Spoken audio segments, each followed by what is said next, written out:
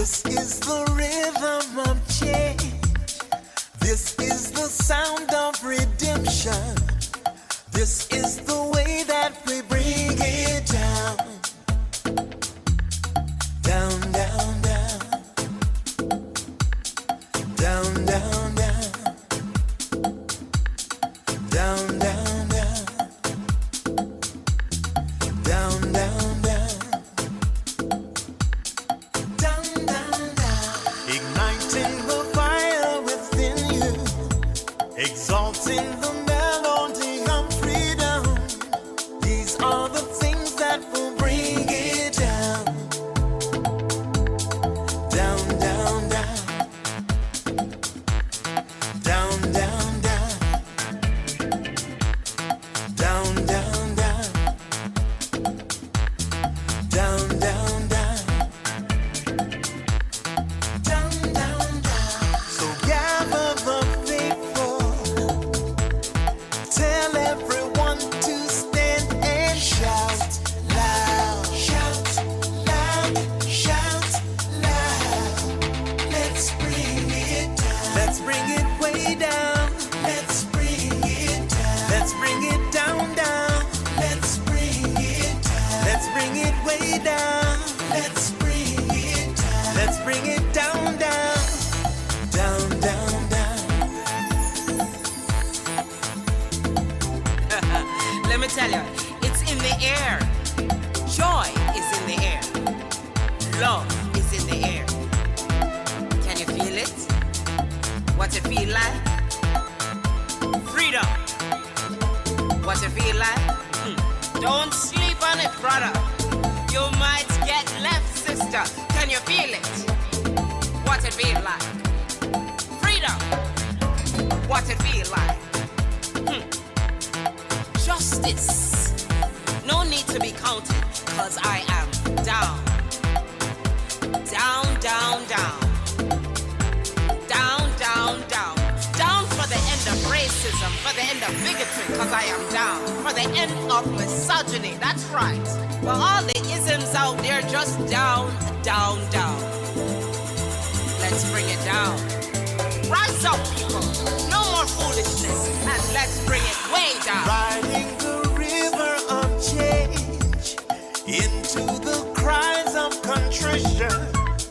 This is the way that we bring it down. Down, down, down. Down, down, down. Down, down, down. Down, down, down. Down, down, down.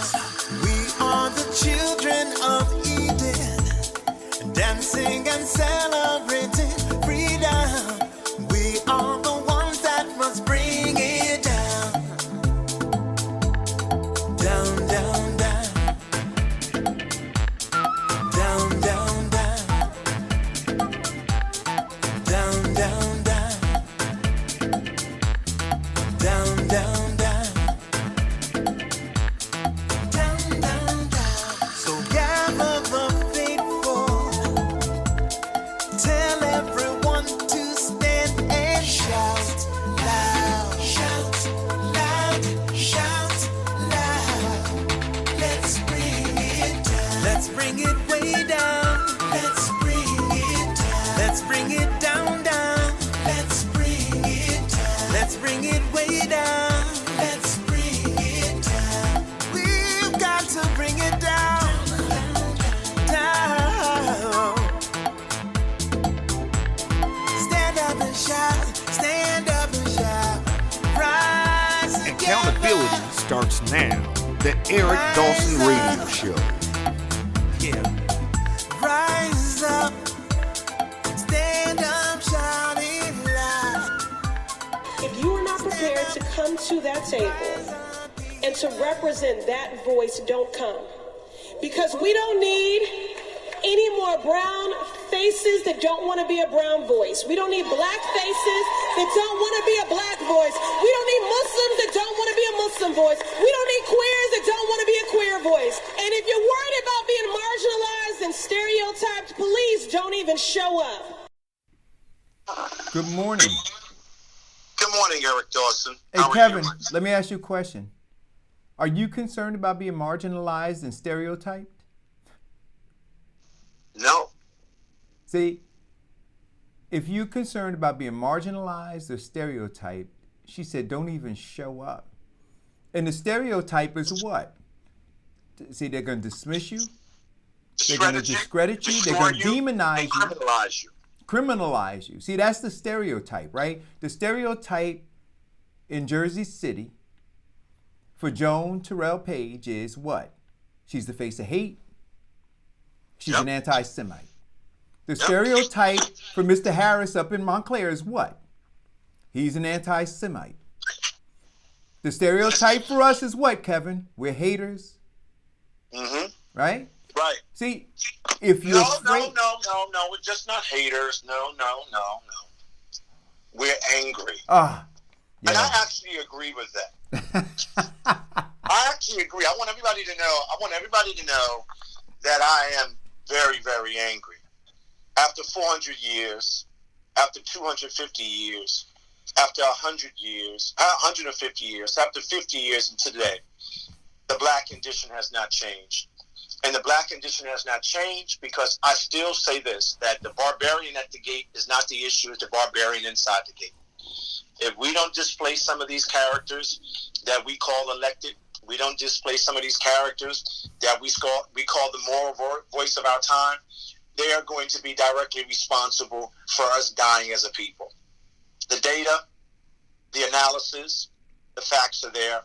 And if we continue to keep having this monotone conversation about those people, those very people that will stand up in the next couple of days and talk about Martin Luther King, will stand up and talking about the drum major, will stand up and talk about all those things that they don't stand for, it's offensive.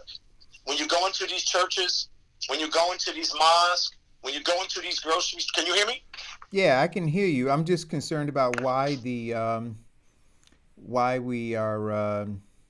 we're on YouTube. Keep going. Okay, so that's what I'm concerned about. So I'm very, very, very angry, but I'm also not angry enough not to understand that I need to roll up my sleeves at 56 years old and fight back, push back, and stay single focused on these things. And I applaud people that understand that every time that they stand up for black Americans in this country, those 5 things that you mention every day on the show will happen to them. But what I am still shocked about, and I am probably naive when it comes to these issues, is why black Americans, concerned black Americans, people that say they are in the know, the pseudo-intellectual class, well, I shouldn't even give them any credit because they're identified as intellectuals by someone else. I'm talking about our intellectual class. Will sit back and allow our kids to keep living the way that they do, our families to keep being broken the way that they do, and not stand up. Now, let me give you an example. So everybody can say, oh, well, it's because of all of these things. We have talked about all of these things. We've talked about the future of this world. We've talked about education. We've talked about healthcare, blah, blah, blah, blah, blah. Yep. So here it is. Yesterday, in the last several weeks, over 5,000, 10,000, 15,000, 20,000 people came down to Trenton to do one thing, Eric, fight for their children. So before what I want you to do is take a second for the people who don't know, because we know that there are a lot of headline surfers, right? We know that people have Negro whisperers and slave catchers in their ear, right? Trying to discredit, right? Trying to dismiss, right? So why don't we go back and explain what has been going on? Okay, Eric Dawson, I appreciate that. There we go. Lord have mercy. Okay. Hey, sometimes we gotta go back before we can go forward. No, Eric, I'm laughing because I hear Diane in my ear. Yeah. Well, listen. Over the last couple of years, there's been this big movement in the country about vaccinations, and if they work or don't they work? What's in the vaccinations? Some people are saying the vaccinations are harmful. Some people are saying we need it. Science, says one thing. The people say it's another thing. But okay, fine. Let me drill down as simple as possible. In the state of New Jersey, in the last couple of months, there's been this real push to support Big Pharma to get these vaccinations done, or to tell everybody in the state that you have to get your kid vaccinated. And what a group of people said, we don't want to get our kids vaccinated. Something is wrong. We're not saying that we should not protect each other, but something is wrong. I'm going to try to give it to you as simple as possible. So in the last several weeks at the legislature, in the lame duck, they tried to get this bill passed, right? I think it's Bill 7123. I got to go back and clarify that. And what happened was parents came from all over the state of New Jersey, all over New York, everywhere, because they've collectively been working together to really fight against these vaccines, right? And what happened was, in the lame duck session, they tried to get this bill passed, right? And the people in the state of New Jersey and around the country organized against the state of New Jersey and the legislature and said, oh, no, you won't. You will listen to us. You will respect us. We put you there. We believe there are some problems. This is not about supporting Big Pharma, right? Okay. So in cutting a deal to try to get the bill passed, they got a Republican, right, to suggest, no, not to suggest, but to say that I'll vote for this bill if you exempt private schools, if you exempt some daycares, which speaks of what?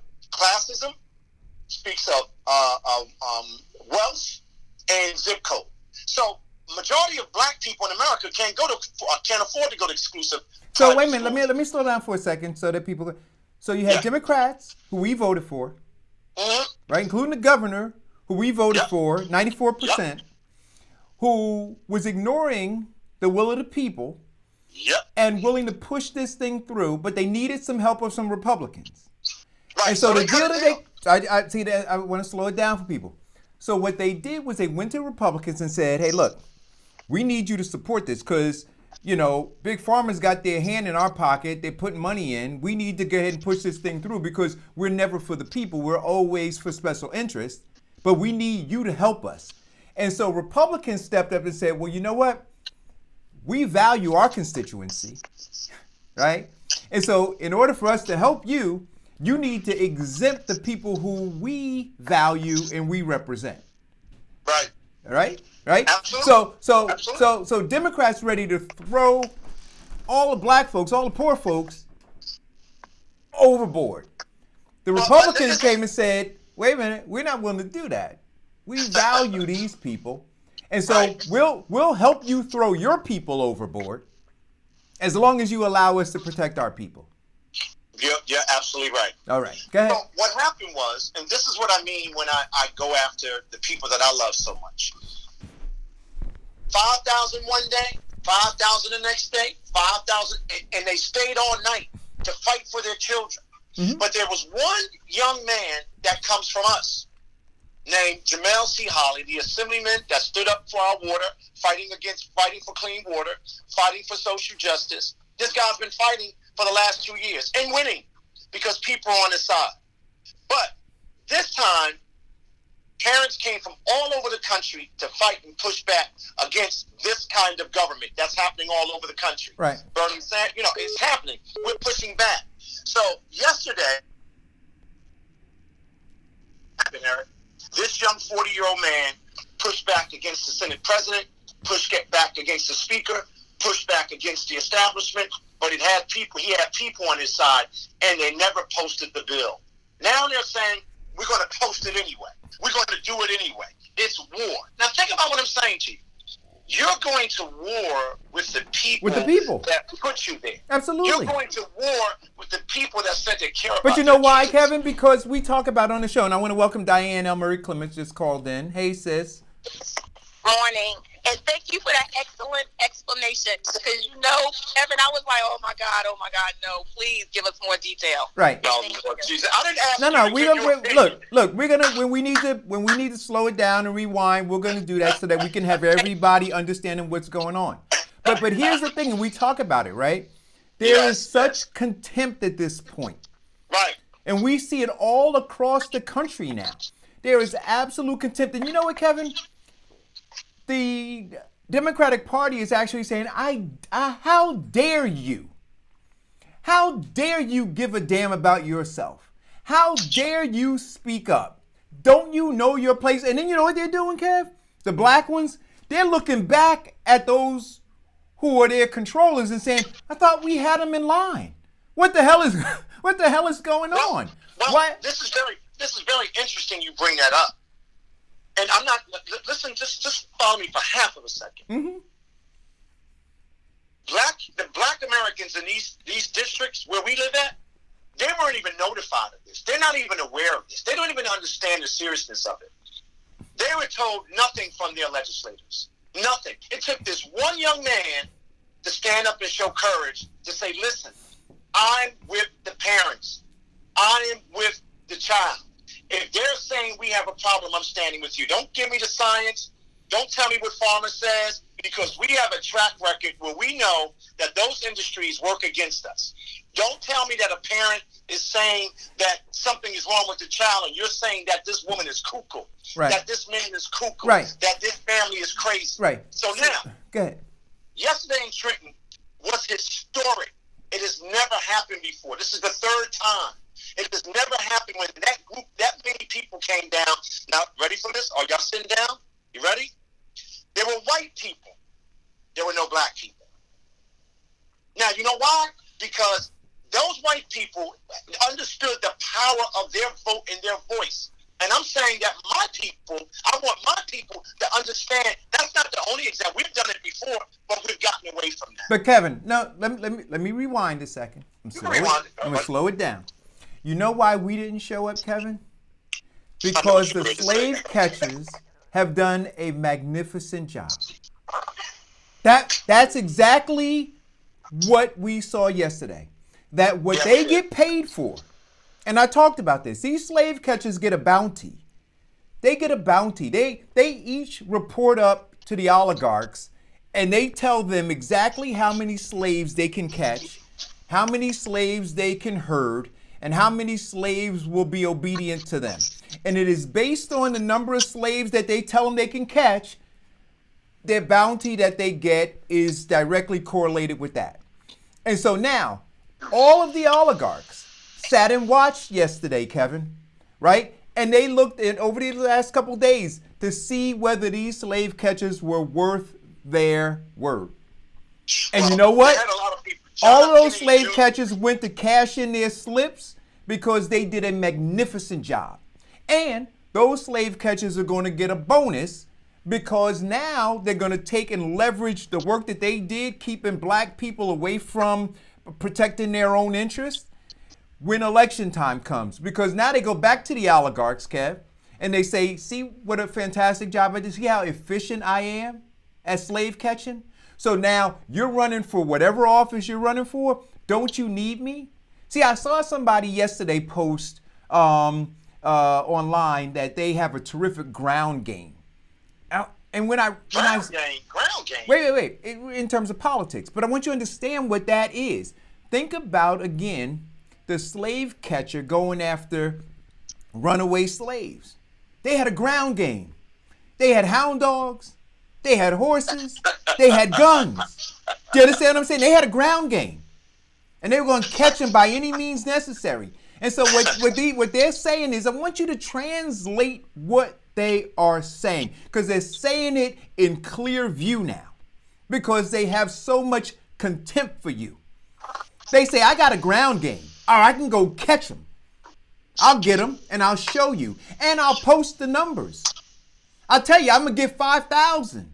I'm going to get 3,000. And then when they get them, they hold them up. And you know what? We stand there, Kevin. This is the psyche. This is the sickness. We stand there as the captured slave and take a selfie with them. Well, yeah, but you know what? One of the things I'm always happy about this when I see it, because everybody's always talking about what young people are doing. And, you know, we're all big supporters of young people if they're engaged. If you're not engaged, I'm not supporting you. But here is an opportunity for young people to surround themselves and work with somebody that's putting their lives at risk, right? Jamel Holly. Putting his career on the line, Jamel Holly. Because you and I know, Eric, and Diane know, they criminalize you, they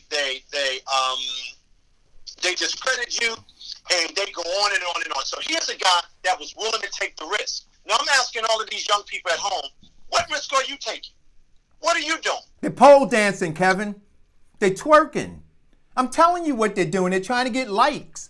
Listen, not only, and we talked about this before the show, not only are we talking about the need and opportunity for younger people to see an example, right, of pushing back against the establishment. We go online and we sit and share and like what's happening with, with the squad, right, AOC. We cheer her on. We cheer on Ilhan and Ayanna and Rashida Tlaib. We cheer them on. And you have people who are even cheering on Bernie Sanders. And I'm going to talk about Elizabeth Warren in a little while because she's a scoundrel, right? But I told you she was. But before I get to her, we have these examples that we see on the national stage who are not part of our community, and we cheer them on. We sit and share and like all those things because we don't have to do anything but hit share or like. But now you got a guy in your midst, guy right up the road in Roselle, that you can actually go and participate in fighting with. And guess what, Kev? We go in the house, we close the door, we pull down the shades. Robert F. Kennedy Jr., major doctors from all around the country, all around the world, they were there in Trenton. They were standing with Jamel Holly. They were saying that this young guy is a great example of what we should be looking at when we start to elect these people for office. He cared, he valued, he listened. Now, he didn't say that vaccinations were good, but he said, but wait a minute. Irregardless, we know the history. Irregardless, but these are parents. Yeah. These are parents talking about their babies. Sure. We have to listen. I'm voting no. But then when they put the amendment in, then it stunk to high hell. We know what segregation is. We know what but because see, Kev, I don't want you to brush over it. Let's talk about who put the amendment in. It was a white man. There we go. Republican, but no. Okay, I got that, Eric. But it was Democrats that were working with them. No, I understand that. Okay, but they wouldn't have done it. But the impetus was that this white Republican cared enough about his constituents that he went to bat and said, you know what? Hey, you all want to do this? You want to throw your people overboard? You want to take that 94% that voted for you and scrape them off the bottom of your shoe like they're nothing but excrement? I'll allow you to do that. But when you do it, make sure you protect my people. And you know the thing that I thought that was so phenomenal about yesterday, and that's why I'm talking about Jamel C. Holly and somebody. He did it. He stepped into the middle of the water crisis. He stepped in and fought for all of the social justice bills that are going to have a major impact on black young men and women in this town. And when there's time to negotiate for undocumented to get their license, he was opposed to it. But he said, you know what I'm going to do? I got one better for you. I'm going to take all of the restrictions off the table that's stopping young people from getting their license. Right. Stopping young people from being able to get opportunity and jobs. I'm going to negotiate that way for my people. Now, all of these young black people walking around and telling I'm a Democrat, I want to talk about Bernie Sanders. They're not talking about where they live at. That young man is taking the risk. Right. So where are these people at? But there are two things that I see here. Right? Yes, sir. So one thing that I see, and we talked about this before the show, the older group of people who say that they're there and they're grooming younger folks, and they kind of say that they set them on a path and hope that they aspire to do great things for the community. Those people are fighting against him right now. Yeah. But here is what I believe is important. Much like I'm looking at what AOC is doing over there in New York, when she's defying the DNC, defying the DCCC, she's saying, you all want me to pay dues. You want me to be a part of this establishment that is fighting against me. What I need Assemblyman Jamel Holly to recognize is that all of these people are fighting against him, and what he needs are more people who are fighting for him and fighting with him. And those people, and he needs to be about the business in any way that I can help him or we can help him to recruit those people, because if he stays in the assembly, he already knows what the culture is. And so the idea of continuing to push back against that culture as opposed to fighting to change that culture to make it easier to fight for the people is something I think that he needs to consider. And so, I'd like to know that, that with those people, because I don't know all of the folks who are running, but we have elections that are coming up, that he needs to voice, those people who are running to unseat some of those people who are fighting against him, he needs to lend his voice to their campaigns? Yeah, I think that, I've watched him over the last several decades, and I've seen an evolution that is just unbelievable. And you know what? When I think of AOC, when I think of Jamel C. Holly, when I think of these young lions that are pushing back against the establishment, it gives me hope. And I really appreciate it, and I'm going to be standing with them. I love what AOC is doing. I love what Ileana is doing. I love what all of them are doing. And we should be standing with them. Guess what? You know what their Twitter page is. You know what their donation page is. You know what their Facebook page is. Look, Jamel Holly, over the last 72 hours, has gotten people from all around the world standing with him. But let me just make a point. When he was fighting to protect our children's lives and getting safe drinking water, the establishment, the black establishment, the white Democratic establishment, they all worked against him. Every last one of them worked against him. Every last one of them was silent. Every last one of them said, right. he's trying to become the president. He's trying to do something. No, right. He's fighting for your life. But Kevin, but we understand. Right, but what I'm saying to you is this. We understand that is their modus operandi. We understand that. We see it happening at the national level with Bernie Sanders. We see it happening with, with various members in Congress. We see how the establishment is pushing back against them and trying to destroy them. What I'm saying to you, and what my strong suggestion to Assemblyman Holly is, he's got to broaden his base, right? He's got to bring some people with him. He's got to strengthen them and get them elected so that they can go and fight with him. That's where the strength lies. Doesn't lie with one lion fighting amongst, hundreds of other wolves. It's one lion bringing in more lions to attack those wolves. And so we recognize who the wolves are, and we see who the lions are. We need to outnumber the wolves by bringing more lions in. That's all I'm saying. Well, good. Listen, I agree with you. And, I think that he's probably tremendously exhausted. But you know what? He's ready for that battle. We're all ready with him. We're going to all stand with him. No more superficial statements. No more superficial bull crap. No more maximum sophisticated confusion. If you're not fighting for us, you have to go. You have to be kicked off the island. Kicked off the island. I mean, here it is. Young black male standing alone. When I say standing alone, I'm talking about politically. But again, I'm saying stand alone. So here, and we really need to explore this, because if you understand, and we're going to talk about these 17 people who are running in Orange for council seats, and we're going to talk about M5, the mayor of Newark, who challenged Assemblyman Holly, right, and who was a part of trying to threaten his job, right. So we'll have those kinds of conversations. But the thing is, those people now need to be removed. And so when there are folks who are stepping up to remove those people, as we go to stand with those who are fighting for us, they need to stand with us as we fight to replace those people who are currently there, who are creating the issue. That's what I'm saying. Very good point. I appreciate that. Thank you very much. And guess what? People all around the world, if you look at his Twitter feed, if you look at his, that's what I'm saying to you, Eric. Now, because you're making a very good point. If you look at his Twitter feed, if you look at his Facebook feed, if you look at his Instagram feed, as we all do, we look at that stuff, we troll that stuff. People from all around the world. Well, I'm waiting for people that live here in Newark to do. I got what you're saying, and we're going to be paying attention to those people running for office. You're absolutely right. The standard has been set. You can't operate at that level, you have to go. Kick them off the island. Go ahead. Wherever you want to go, Eric. Let's make it happen this morning. I'm ready. Listen, man. I expect my 1 cup of coffee for the day. This is my third. Hey, Kev, I was out at Wawa in Kearney this morning. Yes. True story. And the brother, and he didn't want to take a selfie with me because he, has some issues in Newark, right? And, so I didn't want to jam him up. But I was standing in line, getting ready to get my coffee.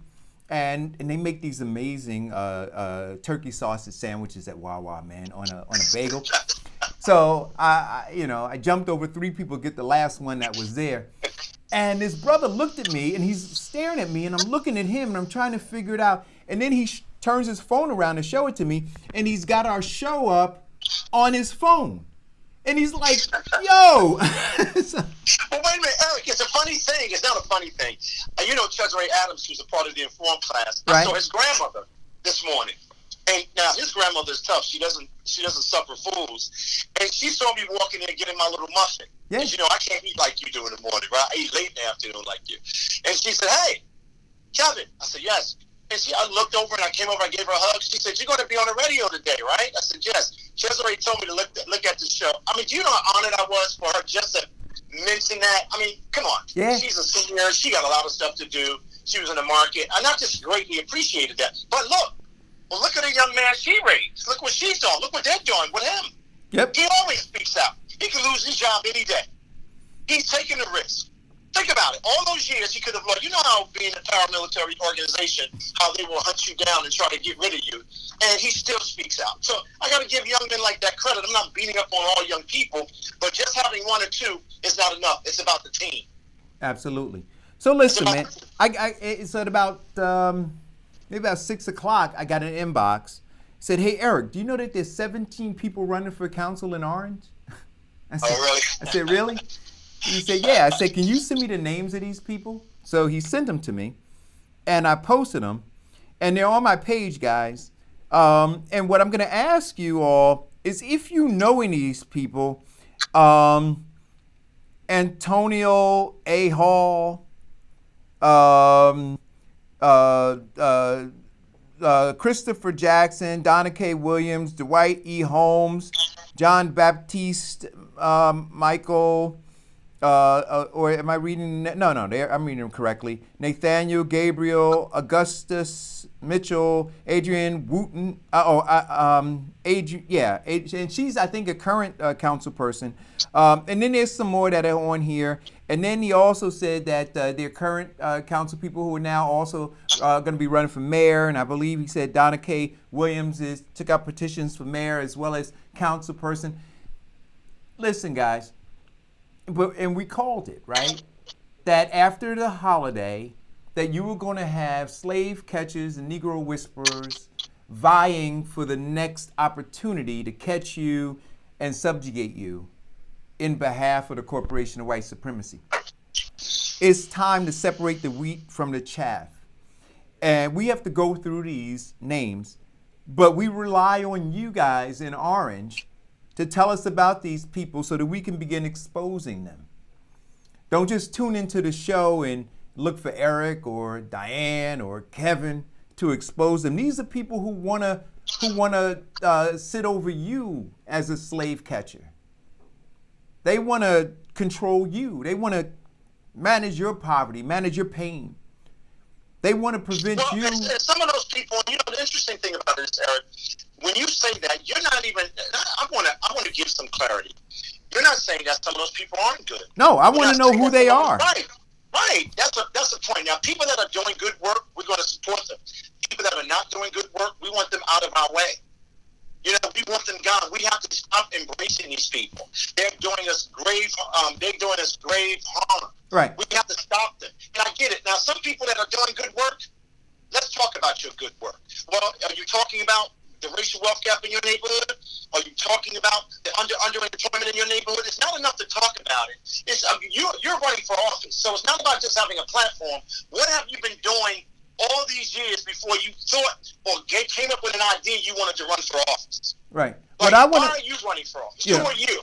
Derek Henry, who sits on the Board of Education and is running to be mayor and council. So the guy currently sits on the board, right? So I want to understand where your voice has been. I'm sorry? I see your point. No, I see your point. Yeah. I want to understand where your voice has been around the miseducation of these babies and where you've been in terms of blowing up this system to save their lives. I want to know where you've been publicly around the corruption of the mayor who currently sits there in Orange. I want to know where your voice has been regarding your colleagues who are on the council who are corrupt. You understand what I'm saying, Kevin? I want to know whether or not you went down to the League of Municipalities and partied with some of those people who are currently plotting the demise of African American or foundational Black Americans. I want to know. I want to know who you're colluding with, who you're hanging with, who you're drinking with, who you're partying with. See, I want to know if you're doing that with the enemy, then you ain't no friend of mine at all. See, the first order of business is to point to those people who are slave catchers, to point to those people who are Negro whisperers, and like Ayanna Pressley said, and if you're scared about being marginalized or stereotyped, when you do that, then don't show up. You see, but you can't tell me that you see what's going on and you've not pointed to one person who is responsible for it. You can't tell me you want to solve these issues, right? But you're afraid to point to the people who are causing them. And one of the things, though, we got to do better, I mean, our people, when we do see people standing out there, because this is what happens in the political process we have now. When you cover all the things as an individual, when you cover all the things that you're talking about, Eric, one of the things that we have a bad habit of doing in our community, well, our neighborhoods, because we don't have one of those anymore, we don't stand with those people. They close their doors and they pull down their shades. But I'm saying to all of us now that those people got to go. Yes. Those people are part of the problem. If you want to put your life on the line, put your family's life on the line, and we're out there fighting for people that have good character, that believe in good government, that have good values and principles, and you go in and you pull down your shade, well, we're going to banish you out the neighborhood. We're going to banish you out the community. We don't want to see you. You have no opinion. If you're going to be a Negro whisperer and you're going to go out there and you're going to whisper in somebody's ear, say, we got to stop that good person, or well, that person shouldn't get this because they don't stand without corruption, they don't stand without deceit by deception, they don't stand by math. We got to get rid of. See, that's what I'm trying to say. We got to extract those people that's telling us, well, I don't want to be involved. They got to be extracted. Well, I don't know what to stand up for. But when I saw her in the supermarket, she didn't speak to me. But the woman is out there standing up there trying to save all of our lives. We got to get rid of them too, Eric. They got to pay a price too.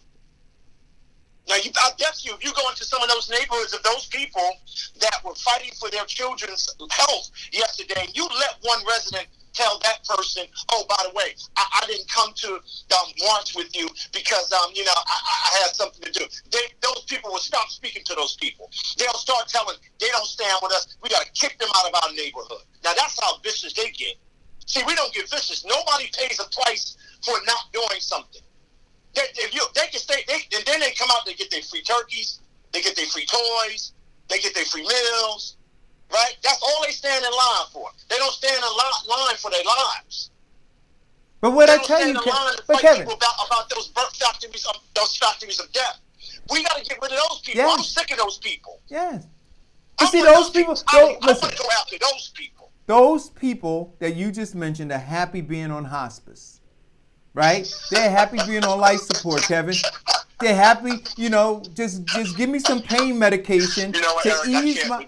Come on, what are we talking about? Eric, wait a minute, Eric. Okay, we need to pull the plug. Just pull the plug. Slow up for a second, Eric. Let me just back up here for a second. Did you just say those people? Yes. Well, see, here's the problem. Those people never suffer the consequences of being. I believe if you are quiet and you're standing still and you're not on fire and you're not fighting for the things that we know we have to fight for and standing by the right people, not the lying class, not the ignorant class, not the he said class, but standing up against all of that. If you don't fight for us, we need you to leave our neighborhood. We want you to go away. Go away. Like, when I see people go down to M5's, Mayor Baraka's men's meeting, they sit up there and listen to that guy. I'm just giving you an example. To sit up there and listen to that guy to talk about manhood, values, honesty. I mean, are you kidding me? I mean, really, even though the devil has, let me back up, even though the devil has supporters, but I find it interesting. Like, what are you possibly saying to those Kevin, men? that's beyond, listen, it's beyond interesting, and I told you words matter to me. It's scary. It is frightening. Because what it suggests to me is that you have a group of people in our neighborhoods whose bar is so low when it comes to trying to identify somebody who they can equate with integrity, who they can equate with honesty. You know what it is? It's Kafkaesque. It's Shakespearean. When I look at this whole thing now, how our political process is structured, and I look at black electeds, You know, I think of Kafka when he wrote about the cockroach. Everybody knew that the man had metamorphosized into a cockroach, but we got somebody metamorphosizing as a cockroach, but ain't nobody saying it. Ain't nobody doing anything But again, about it. but look, Shakespearean. and I'm gonna broaden it, right? Because it's not only in Newark. Yeah, it's in East Orange. It's in Orange. It's in Irvington. You understand what I'm saying? It's in all of these places, and we see it. We see the feds walking up into the building, taking out computers in boxes in Orange, and you still have people supporting that guy. Listen, you Right? have black You still educators. I'm sorry. You have black educators that I know that go into the buildings every day that I know personally, and you know them personally. They are top educators, black young men, and they get no support from our community. None, not one, no acknowledgement, pat on the back. Oh, thank you for getting my kid to the door. Thank you for monitoring and managing my kid in school. But do you know what it means to be a black, effective educator in this part of the country or in this city? You don't have any support. So if you go into your public schools and you don't think all this stuff about black men being there as teachers or whatever, the reason why you don't have black men in those schools is because they don't want black men in those schools. They want failure in those schools. They want chaos in those schools, right? They don't want real black men walking up in that building that's got power, that's got a voice, and understand our blackness, and understand who we are as human beings. They don't want that. But Kevin, I even at this point have to see, if you do have black men in any of these educational institutions, or as you refer to them, factories of death, they have to know that what is being fed to those black babies is poison. It's all a lie. It's all a lie. We went over it in the last book, Miseducation of the Negro. We surely did. And they are administering the poison. So, here's a great opportunity, Eric. Okay, this is a small window of opportunity, just a small. All right, we have this platform. We talk about these issues every day. We love our listeners. We try to do our best to unpack these issues every day. We have this circular conversation, which we will continue to have because Jim Crow's still here, mass incarceration is still here. We have a black 40-year-old, a young man that's one of us, that looks like us, understands us, feels our pain. He's been standing on the front line with a machine gun to his head. And we know what the establishment will do because we explain that too. Here's the way. All of those young black men, all of those young women, and because I'm going to try to organize this meeting as best as I can to get around the table and say, how can we work together? How can we further this? How can we bring more people, like you said, into the system? Remember when Anton Willard was the president of the school board? Remember when Charles Love, and remember all these young people when we were growing up? We supported them. You know, we don't always agree with them all the time, but we knew what they were trying to do. And there's many more, but we all abandoned them. We all abandoned those groups. I remember when the young man Cesare ran. I remember when Sharonda Willer. I remember when Shakima put her family's life on the line. Nobody knocked on that young lady's door and said, I'll stand with you. What do you need for us to do? And you know who did it the most? Older people. They pulled down their shades. They closed their door. Well, I think things are getting better, but they got a pile of trash in front of their house. I think things are getting better, but their grandkids can't read and write. I think things are better, but they got corruption. This is the worst corruption I've ever seen in my life in government. In my life. And it's being what? Done by black Americans that we gave our power to. But listen, there is some hope. There's some hope. I got a call this morning, and we talked about this. And the caller said, did you just say there was some hope? And the caller said to me, Eric, I saw yesterday's show, and you know it's sad that you were so happy at the failure of a black man. And he was talking about Cory Booker's campaign. He said that you were dancing on his grave and smiling and cheering. He said, we're never going to be able to get anywhere as long as we're cheering against black people. And I said, no, you got it all wrong. I said, I was cheering for black people. I said, see, because in 2016, 1.4 million black people said, I'm not going to take it anymore. And they stayed home. I said, and now in this campaign, in 2020 election, you've got black people saying, I'm not going to take it anymore. And they kicked him off the island. They kicked Kamala Harris off the island. They're kicking Biden off the island. I said, so no, I'm not dancing on his grave. I said, I'm dancing for joy that black people are waking up and black people are saying, I'm not taking it anymore. I said, see, understand. Understand and what's you know going what? on. This is what I mean. This is where we suffer. A black man. Oh, he's a black man. That's what I was saying earlier.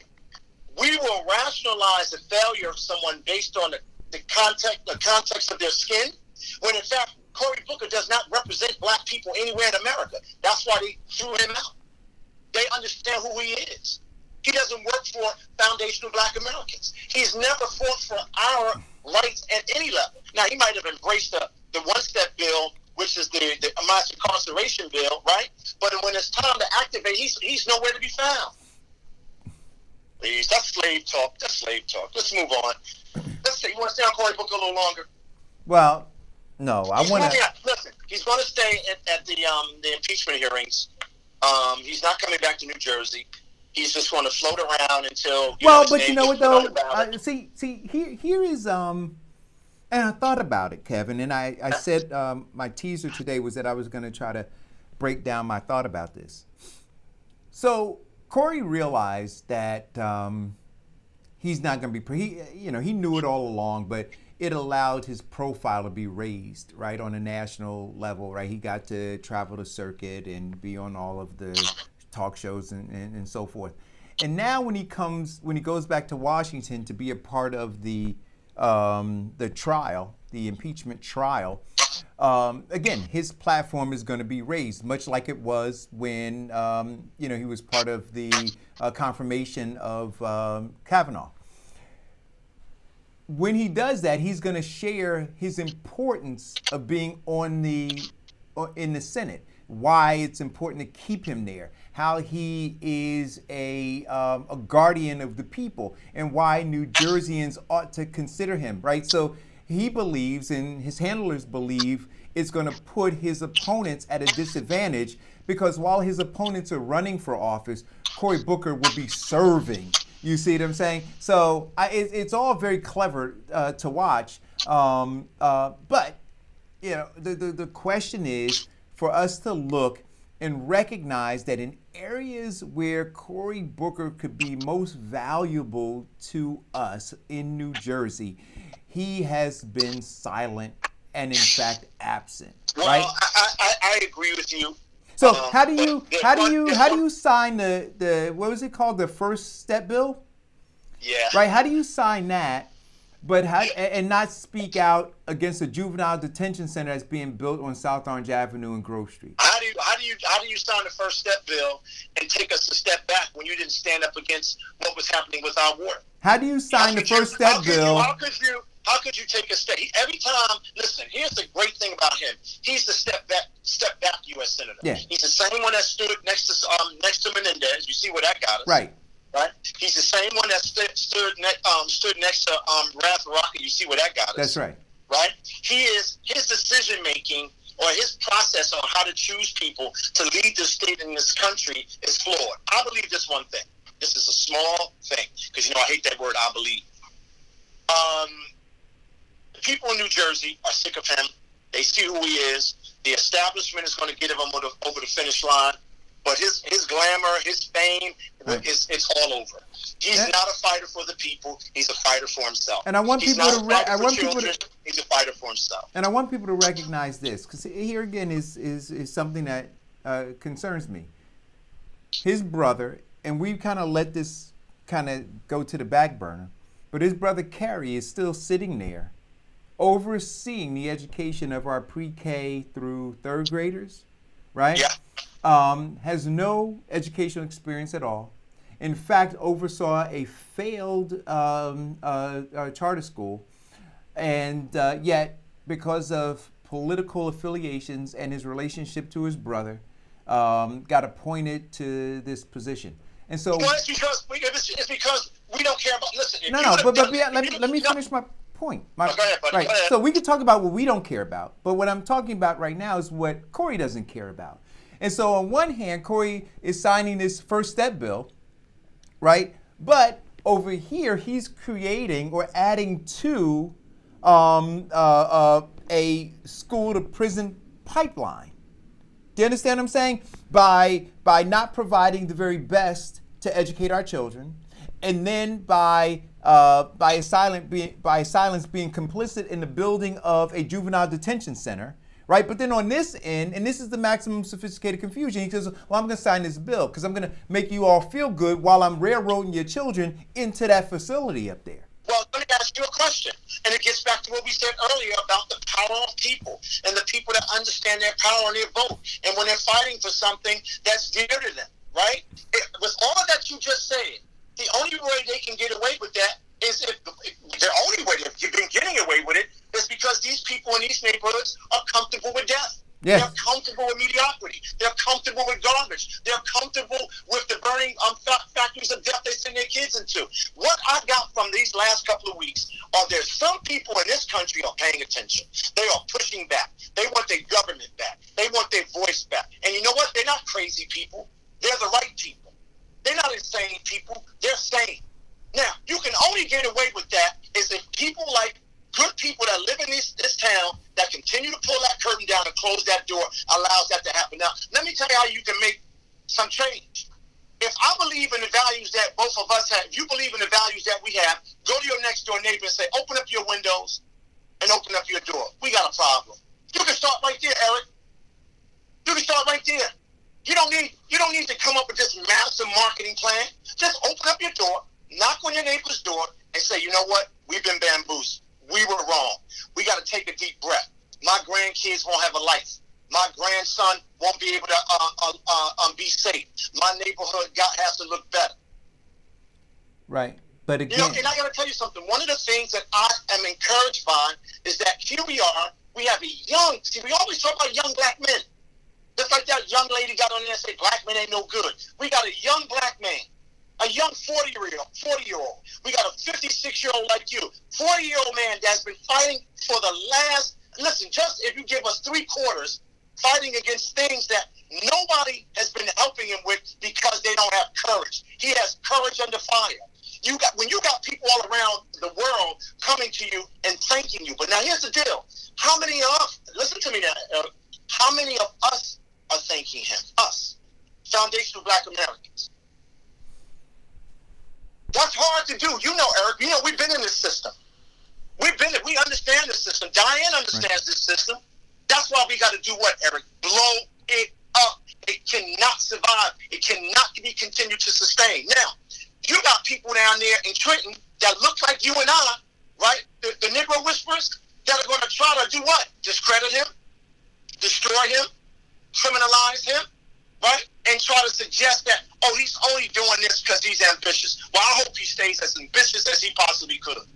Because I'm going to be standing with him. You're going to be standing with him. I want other young people to stand with him. We 2 old guys. He's the warrior. He's the warrior, right?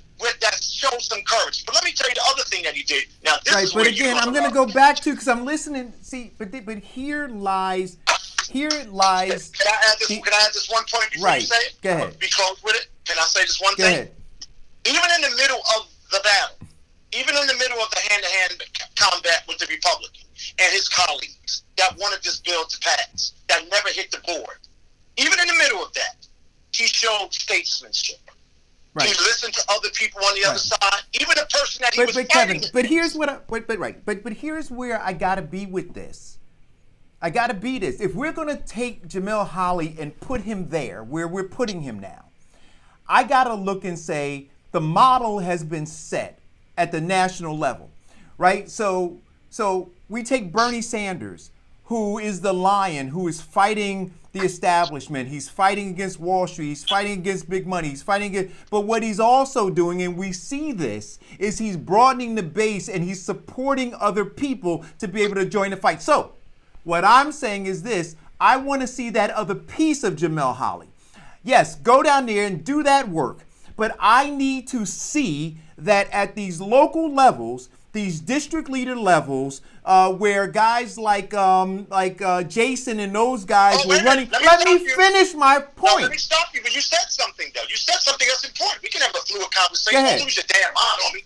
I said, but see, what you're saying is, I'm saying I just need to see that piece of him. Yeah, but you did see it. Let me tell you why you did see it. See, this is what I'm trying to say to you. I'm not going to put the world on his shoulders, but let me tell you what he did do. In the district leader race in Union, right, he did exactly what you're talking about. Then that's about. perfect. He supported all of those young candidates. And they won. Excellent. Okay, Excellent. See, you got to understand that. You got to understand. He supported all of them, and they won. Right. And that's what I'm saying. Right, but what I'm saying to you is this: that it's important, right, for other people to know that work. Do you understand what I'm saying? Well, no, it's important for other people to get off their ass. No. I believe it's.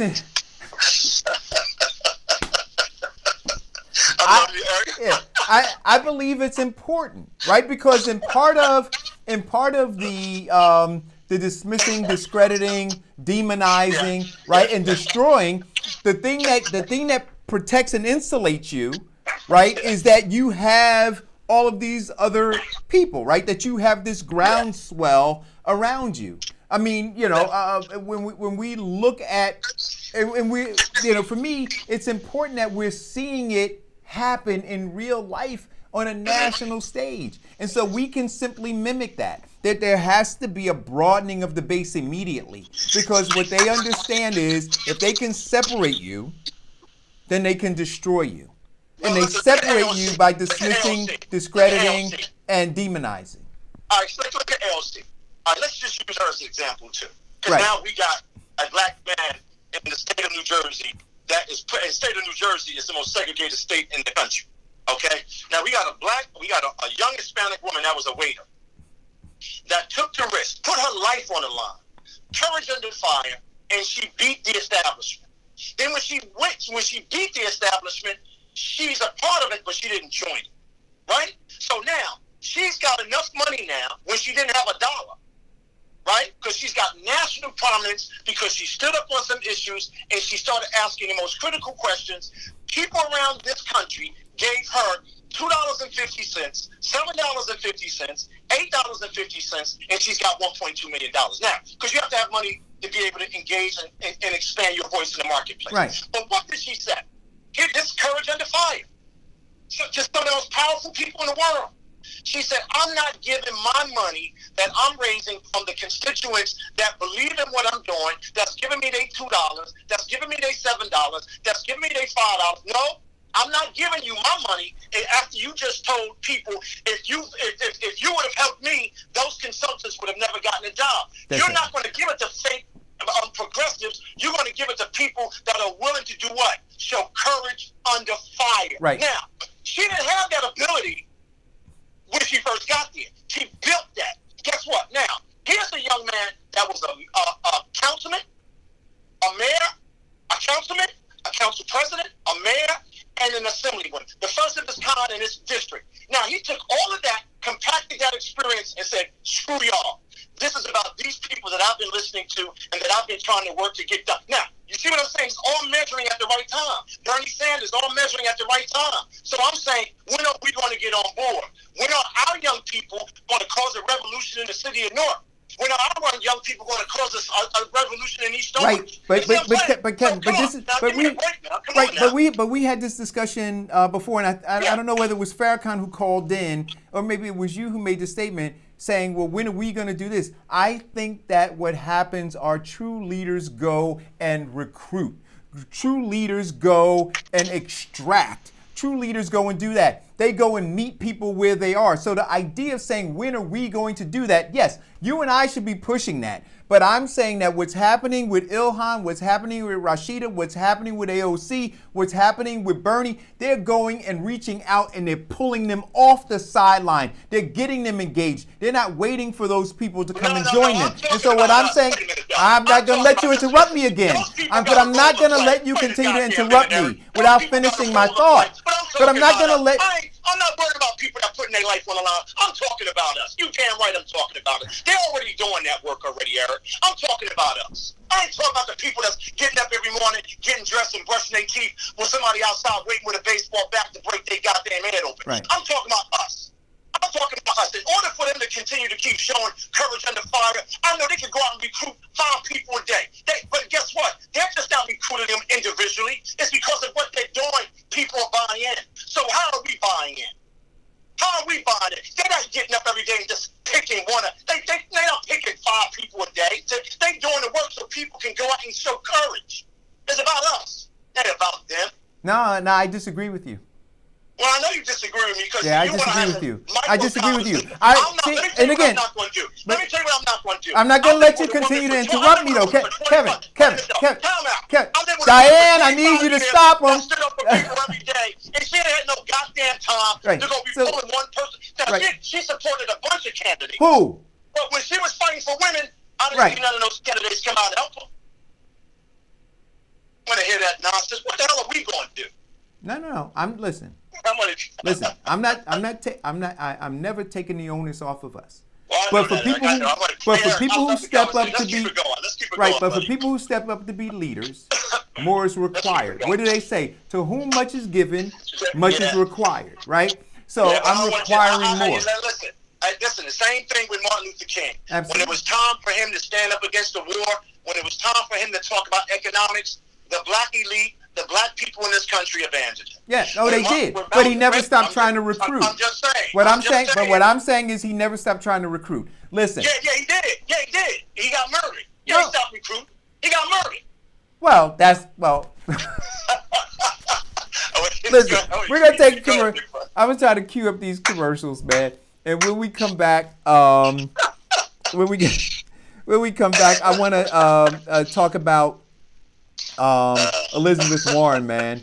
I told you, Kevin, that I had some concerns about her, and she's flaming. She's fueling the flames of controversy around Bernie Sanders when Bernie Sanders needs people blocking and tackling for him the most.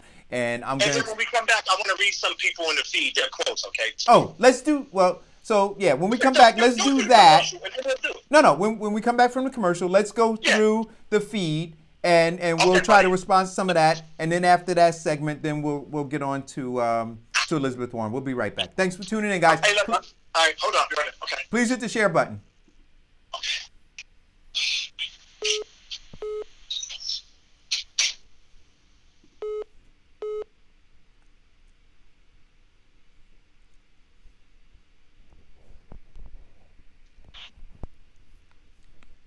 Hello, hold 1 second.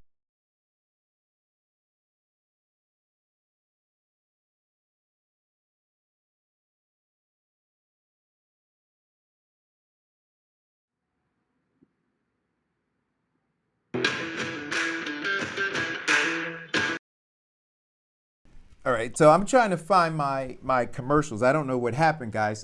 Thank you for staying with me. But I have Farrakhan Swab on the phone. So Farrakhan, while Kevin's gone, taking his break, go ahead and ask your question, make your statement. I'm going to try to get the commercials together. Oh, okay. Well, first, I was calling to actually ask a question or respond to Kevin's last statement. I wanted to know why you guys both maybe have an opinion as to why it works backwards for black people. And by that, I mean, his last statement was about Martin Luther King being murdered, which in actual fact, he was assassinated. Right? Murder is what people just get. Right? He was assassinated. Right? But most importantly, usually when that happens to your leaders, they get more followers. They get more support. People stand up for leaders that have been slain. But when it comes to the black community, when our leaders get slain, we just sit silent. Like, you kill the Arab general and a couple of million people hit the streets. People that probably wasn't even really thinking about him before. But when you kill a leader of a black group, we just go okay. And I'm bothered by that. And I just wanted to know y'all's view as to maybe why that consistently happens. Why? So let me get it. All right. So just you put a lot on the plate. So your question is why when a person who is elevating the black community as a leader, and there's a movement that's started and that leader gets taken out, gets assassinated, why the movement falls apart? That's your question? Yeah. Okay, so stay on the phone. So I want to try to give my answer. And Kevin's back. Kev, we had an issue with the commercial, so I apologize. Okay, I'm sorry. No, that's okay. So here's my and I'm going to bring Kev back on. So bear with me for a second while I do that. So here's my explanation for that, Farrakhan. I think that we spend a lot of time, or have spent a lot of time in the past, at not building up our army properly, right? I'm going to use a chess analogy. When you're playing chess, they talk to you about developing your pieces, right? Developing your pieces so that you have support, so that when one gets taken or one gets threatened, you have support of that piece. We don't develop like that, right? So in chess, if you know, they tell you early in the game, don't expose your queen too early, right? Because if your queen is in danger and your queen is taken and you've not had an opportunity to develop your pieces, you don't have space to maneuver on the board to get into the middle game or the end game. So the way that we take a leader, we elevate them and then we push them out, right? Out there in the front, as if pushing a queen out in the opening of a game. And the development of those pieces to be able to support that are not there. And our enemy knows that, right? And so then when the assassination occurs, right, or the and it could be an actual assassination, or it can be assassination of character and all those other kinds of things, right? So the dismissing, the demonizing, discrediting, and then, right, all of that can occur, and there's nobody there. And that's why in the first segment I was talking to Kevin about Jamel Holly, because if we're putting, that's why I said, if we're elevating him, if we're putting him out there and we're saying to folks, hey, look at this, then we need to make sure that the supports are there. Because there will be dismissing, there will be discrediting, there will be demonizing that occurs. When that happens, where are the supports? Can I answer? Can I get my answer? Yep. We sell them out. Everybody that stood for us, we sold them out. The black establishment, the pseudo-black intellectual, right, sold them out. Listen, let's just get right to the core. Right? We sold them out. And when we sold them out, we sold the future generations out, because we are so comfortable. We want to be so adored by whiteness as opposed to building out blackness. We sold them out because we wanted to, when we were able to desegregate, we closed our stores down. When we made some money, we moved out of the city. When we wanted to educate our kids, we took them out of those schools instead of building those schools. So we created our own internal genocide. We took all of our resources out. And then what we did after that, we picked the worst of the worst of the worst of the worst to what? Be elected to represent us. So we have NAACP, we have a Ras Baraka, we have I can go on and on and on and on. But that's exactly... So I didn't stop you when you were talking. I'm saying to you, to the core of your question is that we sold them out. Right. So this is exactly what I'm saying. So if you look at the chessboard right now, Farrakhan, look at where our rook is, look at where our bishop is, look at where our knight is, look at where our pawns are, right? Look at where all those pieces are on the board. So, well, you used to always tell me, Eric, when we talk to people, we got to talk to them where they are, right? Oh, no, I agree. I think both of you guys are right. Hey, Chaz, I think both of you guys are right. He said, why am I using a chess metaphor? Because they're playing chess and we're playing checkers. Right. I think in the end, like Eric says, because the chessboard, right, we're not playing the board, right?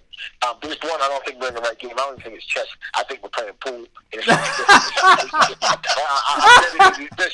the end, right, what is happening is the white ball is lining up to knock everybody off the table so that it survives. Yeah. But in he's using us as the last one so that the others don't see themselves getting knocked off. And that's what I think is really happening. But the point being, I think that because we're not on the board, right, that once you do knock off a leader, right, or a key piece, then what happens is everybody just says, damn, what do we do now? And then they go and sell out. So like all pieces just give up. And that's what seems to be happening. No, I'm sorry. No, what you gonna say? I said we got too many fake protesters marching us down the River Jordan of no hope. We don't pick our leaders the right way. We want inspirational people. We want inspirational people that's selling this garbage as hope as the people that are doing the work. We don't like people that are doing the work. Martin took the risk. Malcolm took the risk. I could go on and on, took the risk. None of these people want to take the risk. They want everything brought to them and given to them and packaged to them. So I understand your pool metaphor. I understand what Eric is saying, and we're all on the same page. But the bottom line is nobody wants to take the risk because they've seen people take the risk, and they've seen those people abandoned because we don't. But Kevin, but here again lies the issue, right? And you asked why I'm using a chess board metaphor, and it's because that's the game that's being played, right? Whether we like it or not. And so when you say nobody's taking the risk, my thing is when you have a useless piece on the board, what do you do? I got it, Eric. When we say that we want to kick them, when we say we want to kick them off the island, right? It's the same as kicking them off the board. But we allow that useless piece to take up space on the board. I got it. There we go. Listen, I'm not. So what's in the thread? What are people saying in the thread? Okay. Rashana Cosby said, sell out Derek Armstead.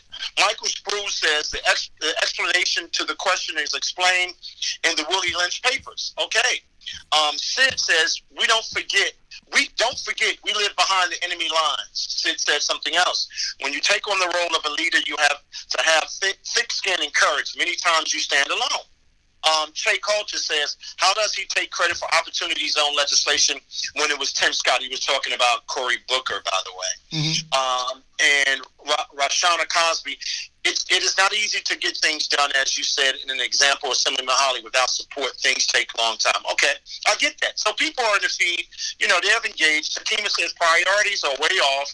How is writing cursive more important than self-determination? Okay, so I just wanted to give some feedback. I wanted to make sure they understood that we were listening. Oh, yeah. Because, sometimes we'll keep going on. No, and I appreciate you for doing that, man, and appreciate them for weighing in, right? Yeah, I do. So I really do. I like that. And you know what, though? You don't always have to agree with us. What's wrong with that? No, we just want you involved, right? That's there was speaking of this whole thing, before we get to Elizabeth Warren, there was somebody who said, because the polls that have come out, so I guess this will be a segue into Elizabeth Warren.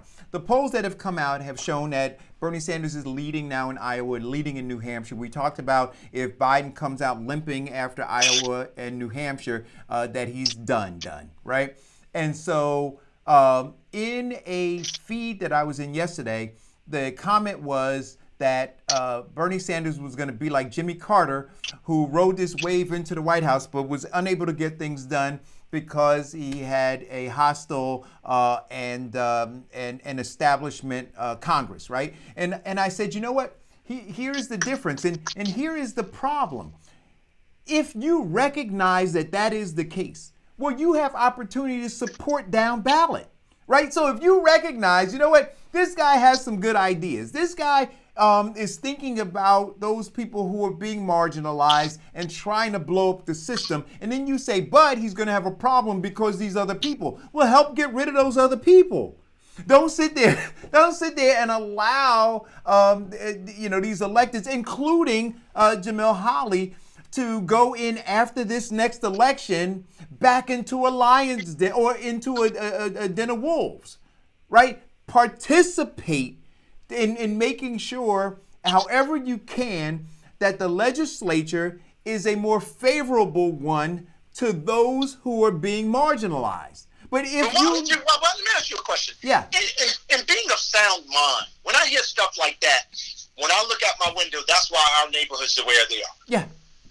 Well, who's going to be them? How are they going to be? Exactly. I mean, that's illogical.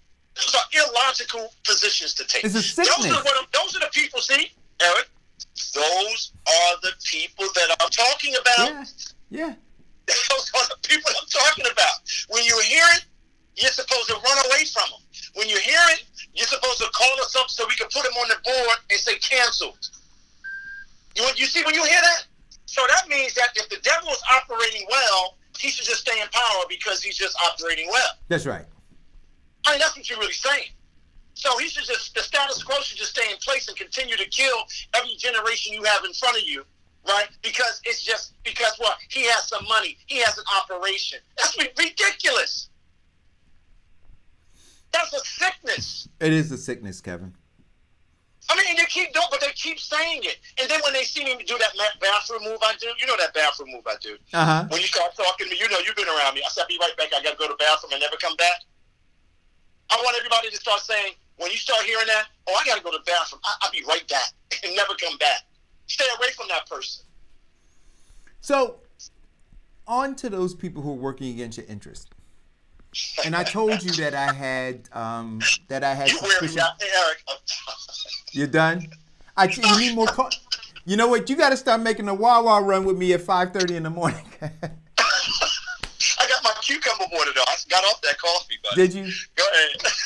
But, and my concerns about Elizabeth Warren went back to 2016. Well, before 2016.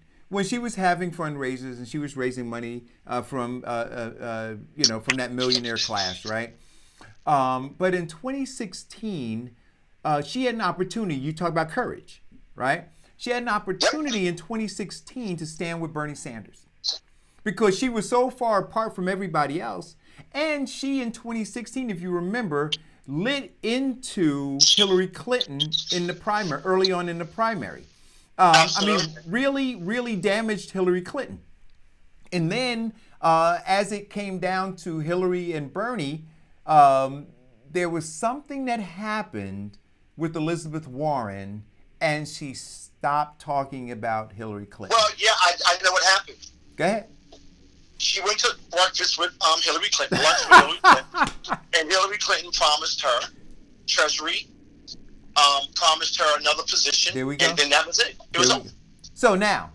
So she was ready to cut a deal. She cut the deal. Right. Hillary just lost. So she. And it was about either vice presidency or Treasury around that space. So she cut the deal, and she tossed her supporters, and she tossed that whole idea of progressive-ism out the window, right? She lost. Then Wait a minute. Come on. When you get back, if you don't mind, get back to progressive after you finish with this. I want to talk about progressives. Go ahead. You want to do that first? Yeah. Okay. I want everybody at home to know. So you guys put a pin in where I am, but put a pin in it because I'm going to unpack it. Go ahead.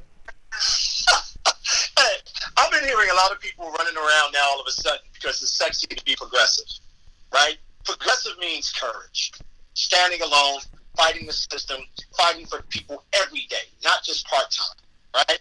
It's about understanding how to work across both aisles to get something greatly accomplished that gives the maximum amount of people the ability to live a quality of life. Just on education, on healthcare, on all the things that we know directly impact us. Mm-hmm. Now you've got these people running around calling themselves progressive. Run away from them. Look at their track record. Look who they are. Mm-hmm. Look what they've been saying. They're not progressives. They're frauds. You got the young lady in the Hillside. That's the mayor of Hillside. Dahlia? Call her name. We got to start calling names, Kevin. Dahlia. I can't remember these people's names. So what's her name? Dahlia. Dahlia now says that she's an ethical progressive. I have no idea what that is. Are you suggesting that you're not ethical?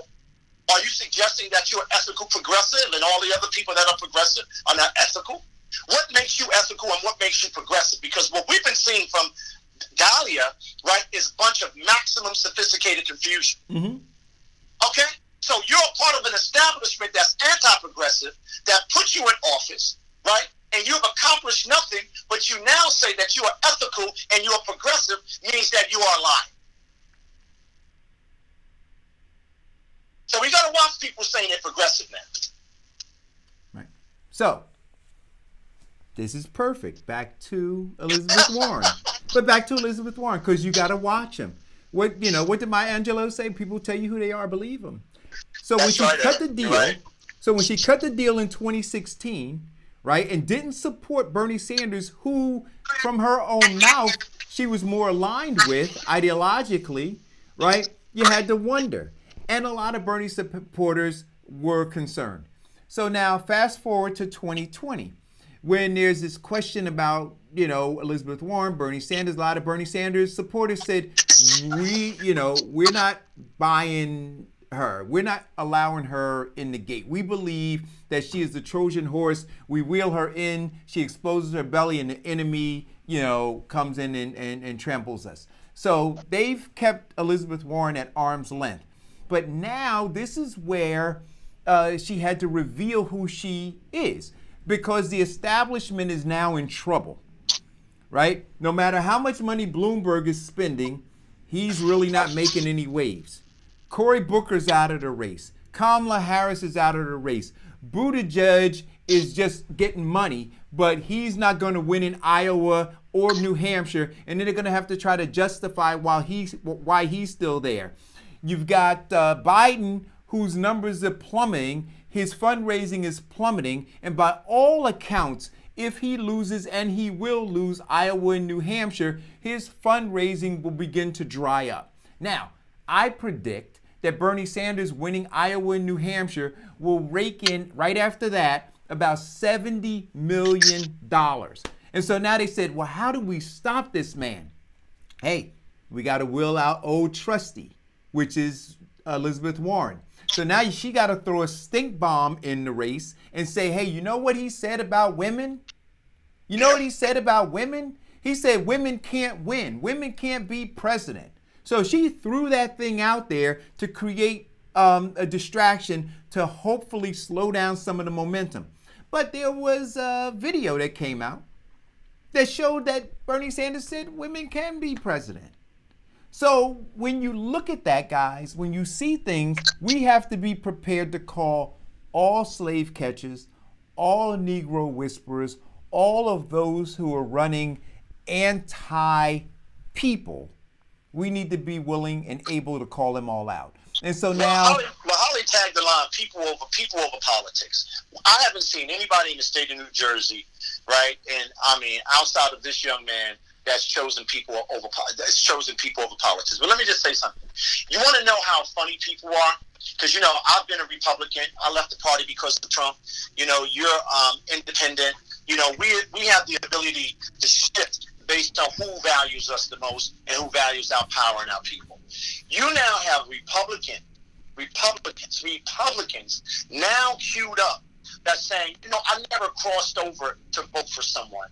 But that young man, Jamel Holly, see, this is what happens when you show courage under fire.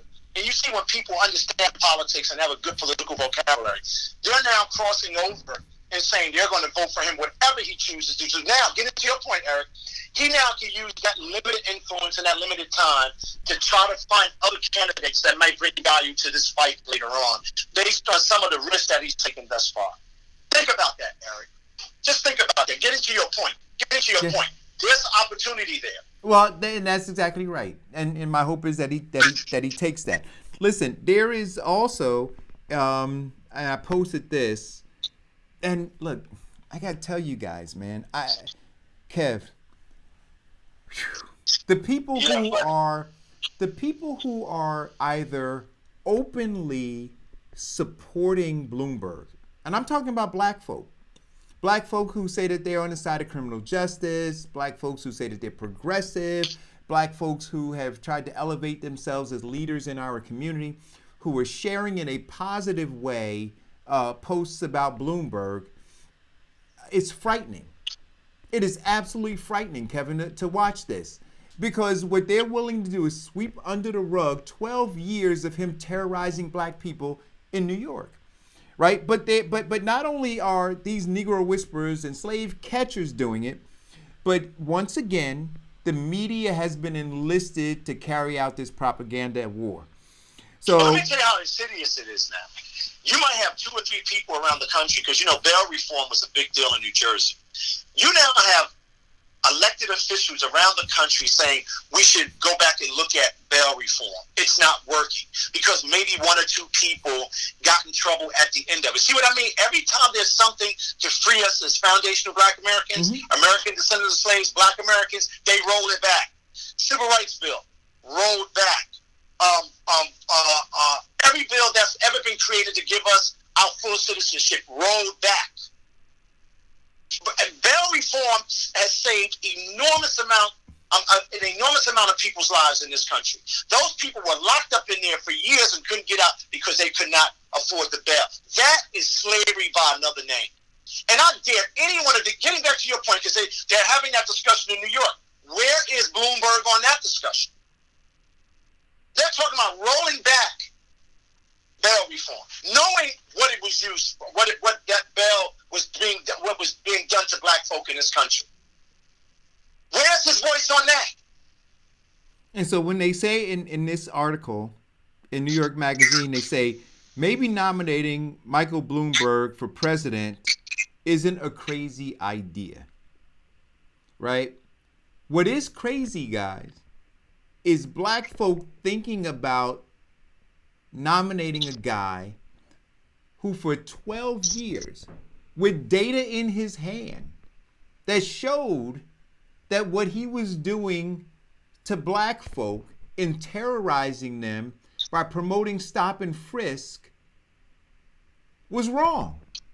Right. And he never, ever apologized or tried to move away from it. He kept trying to justify it for 12 years. And it wasn't until he announced that he was running for president that he came out and gave a forced apology. And nobody's talking about that, Kevin. Yeah. All these Black people just swept it under the rug. They've all swept it under the rug. I'm watching them. No Black pastors, right? No Black NAACP. See, they'll castigate Mr. Harris up in Montclair, but they won't talk about Mike Bloomberg. The Urban League of Essex County, the Urban League, the National Urban League. They'll castigate these folks, but then they won't talk about Mike Bloomberg because they've all been bought off. They've all been paid. I would suggest to you, strongly suggest to you, that any Black person who is elevating themselves as a leader in the community around social justice and moving forward the agenda of Black people, and they're not tearing down Mike Bloomberg, that they are the enemy of the Black community. Oh, wait, They've gotten paid. You know, it's very interesting that you say that. It's very interesting you say that. So we've been having this social justice discussion in this state for a little while now, right? Right? Yep. Okay. In the last several weeks, there's been like this seismic shift on giving some people back their rights. If you're locked up, and I say locked up, if you're in prison, if you get a traffic ticket, if it's child support based. I mean, like this huge arc of bills that at the local level and at the state level and at the regional level, that's going to have a positive impact on people's lives. I never saw any of those people you talk about congratulate Jamal Halley on those issues. Think about what I'm saying.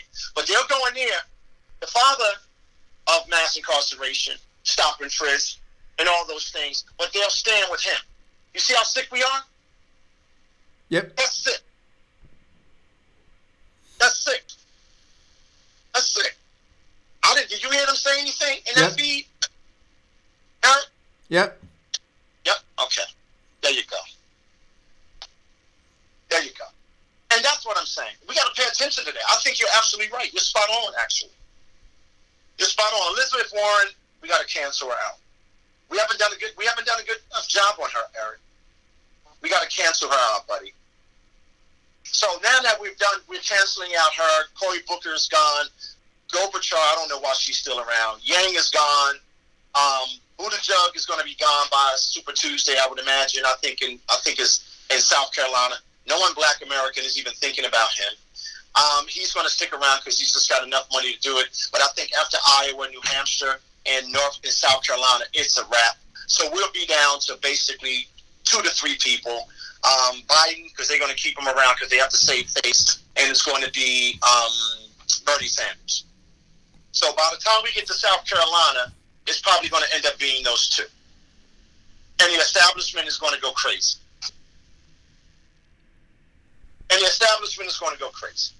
All right? That's what I see. I just got information out of Nevada. Bernie Sanders just received the endorsement from the largest teacher union out there in Nevada. So somebody asked me what I thought about Nevada and South Carolina.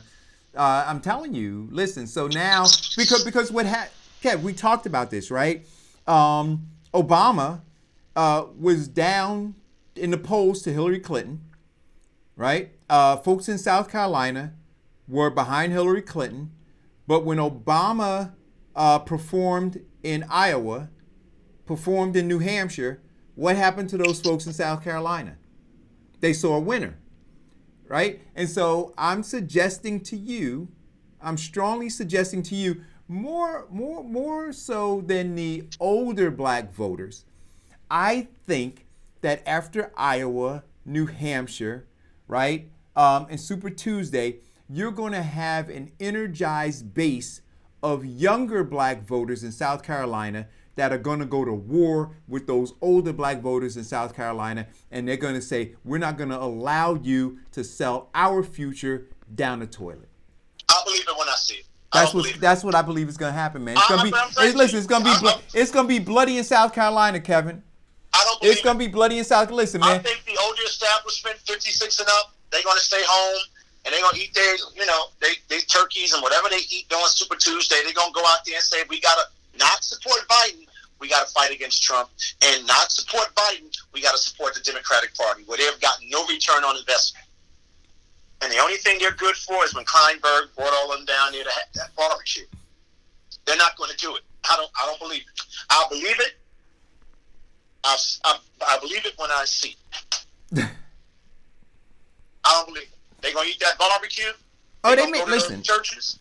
They're going to go to those churches. They're going to have Biden come up there talking about, now, the father of mass incarceration, the father of the industrial prison complex, the guy that was very comfortable with sitting around with the segregationists talking about the good old days. The man that got up there and said to us, I go into those black neighborhoods and I talk to them about wearing condoms because they don't know how to take care of themselves. They're having babies everywhere. That's who represents the Democratic Party. Hey, Kevin. That's what the establishment wants. So I don't believe it. Are you watching? Old Hickory Joe down there in South Carolina going to stand with the Democratic Party and stand with the establishment. So let me. So tonight is the debate. Yeah. Right, and there are going to be 6 people on stage. So this is going to be very interesting because we usually had 10, right? 2 nights of debates. Yeah. People didn't have a lot of time to talk. Now you're going to be able to hear a little more from each of the candidates. And Yang won't be on the stage. So you're not going to have any people of color because the last person of color, Yang, is not going to be on the stage. But I believe you're going to have Elizabeth Warren. You're saying we're not going to have any people of color and black people.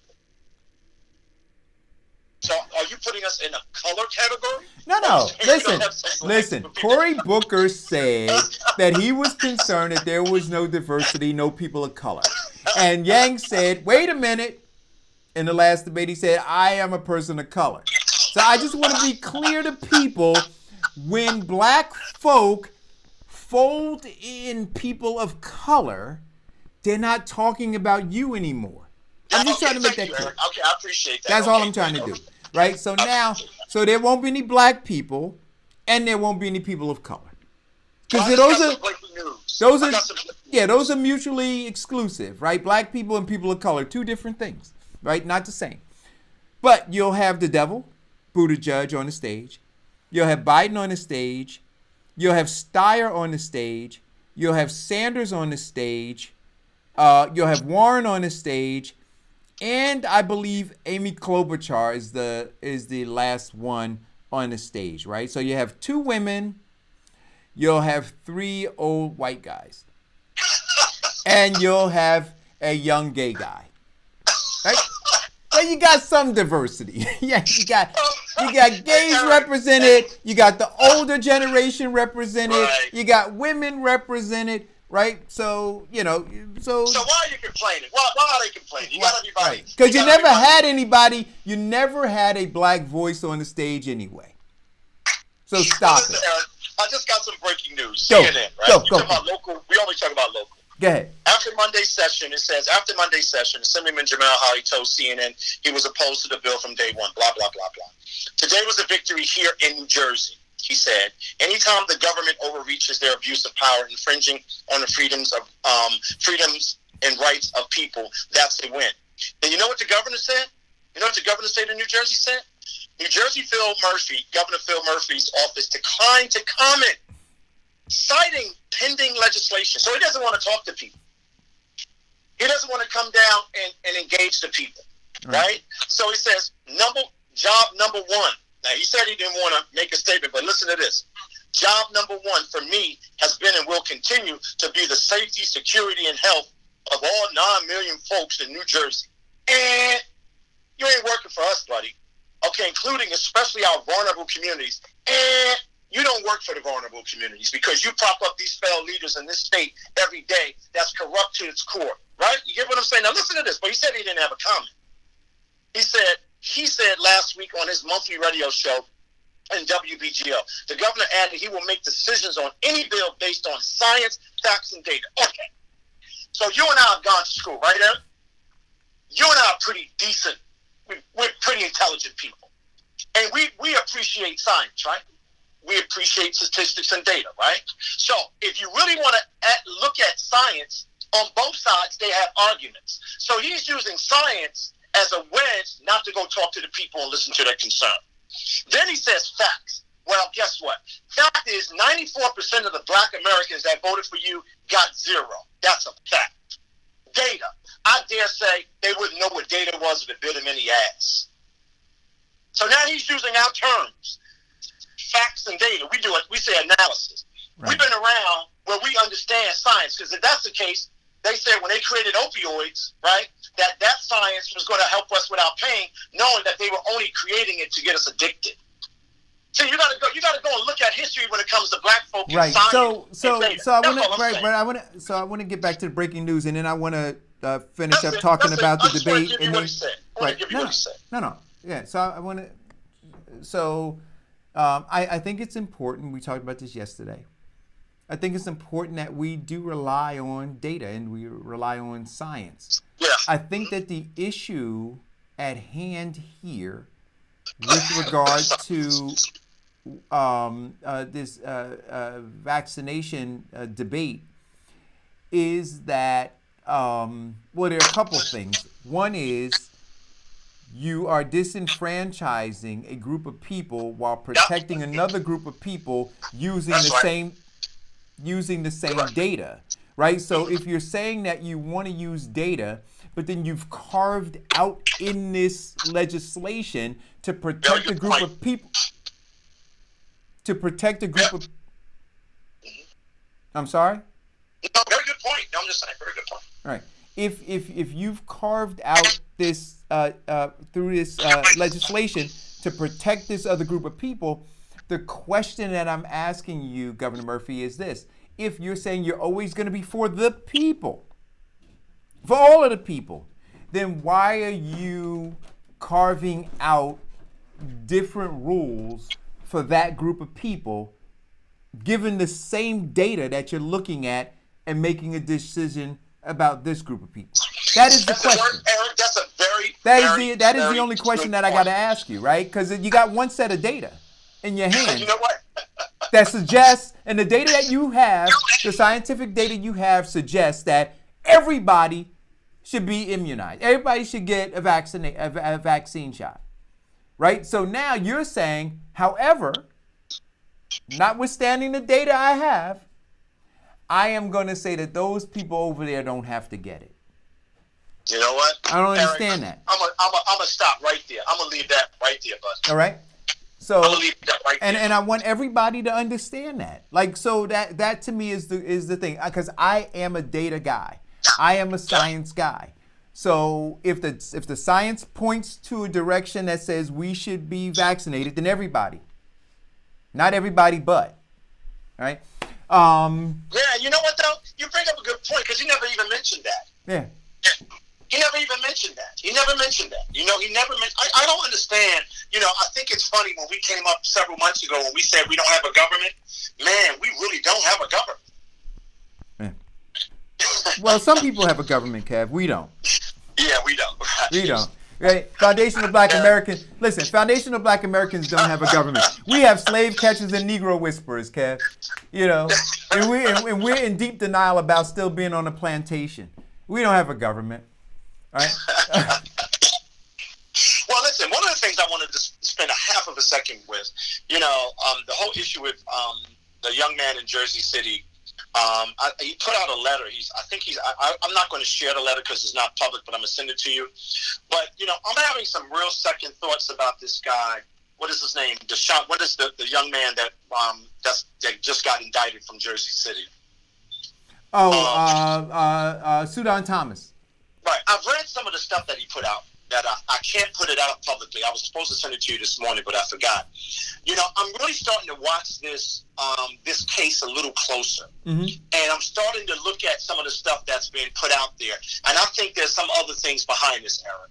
I really am going to keep looking. I'll talk to you offline. But I think there's some other stuff that's happening that they're trying to cover up. I don't know the guy. You know him. I've been listening to his narrative and him trying to explain himself. But there's other language based on fact. But I think something else is going on in Jersey City we need to pay attention to. And I want to call Darren, our on-the-ground person from the show, one of our co-hosts, to get us, I'm going to send this information over to him so we can get some better feel for it. And I think something else is going to come out. I think he might be proven slightly correct in the next couple of months. Who? Now, let's just see what they do with it. Who may be proven correct? This guy, Sudan? Listen, yeah. Here. So, look, we're going to wait for whatever evidence to come out. But, yeah, my dad used to always I'm just say... talking about this issue. I'm not talking about it. I know what I'm just talking about the stuff that I've been reading is pointing to someone else. It's pointing to something else. And I want to see if they see this thing all the way through. I'm not suggesting if he's innocent or guilty or innocent, but I'm going to send it over to you today. I just started reading it last night. I didn't have time to send it over to you. I think there's something else going on over in Jersey City that they're trying to cover up. We've been a part of that before. We know how they do it. Right. You know, so that's all I was saying, buddy. I wasn't suggesting that, he's innocent or guilty, but there's some, like the whole move on Board of Education, the whole tax abatement issue. I mean, it's a lot of stuff, and I didn't send it to you this morning because I actually forgot, but I wanted to make a point, so we're back on the show tomorrow. Maybe if I can get permission, I can go over that letter that I have, and you'll see it in a little while when I get off the show. All right. Yeah. And then you'll look at it yourself. Yeah. I'm not a judge or the jury, but I think there's something else going on. Listen, man. I can't wait to read the information, but having been in this thing this long, Kevin, yes. You can't be as close to the corruption and not have some of it spilled on you. Now, here lies the issue, and I think that this is the quagmire that they're all in.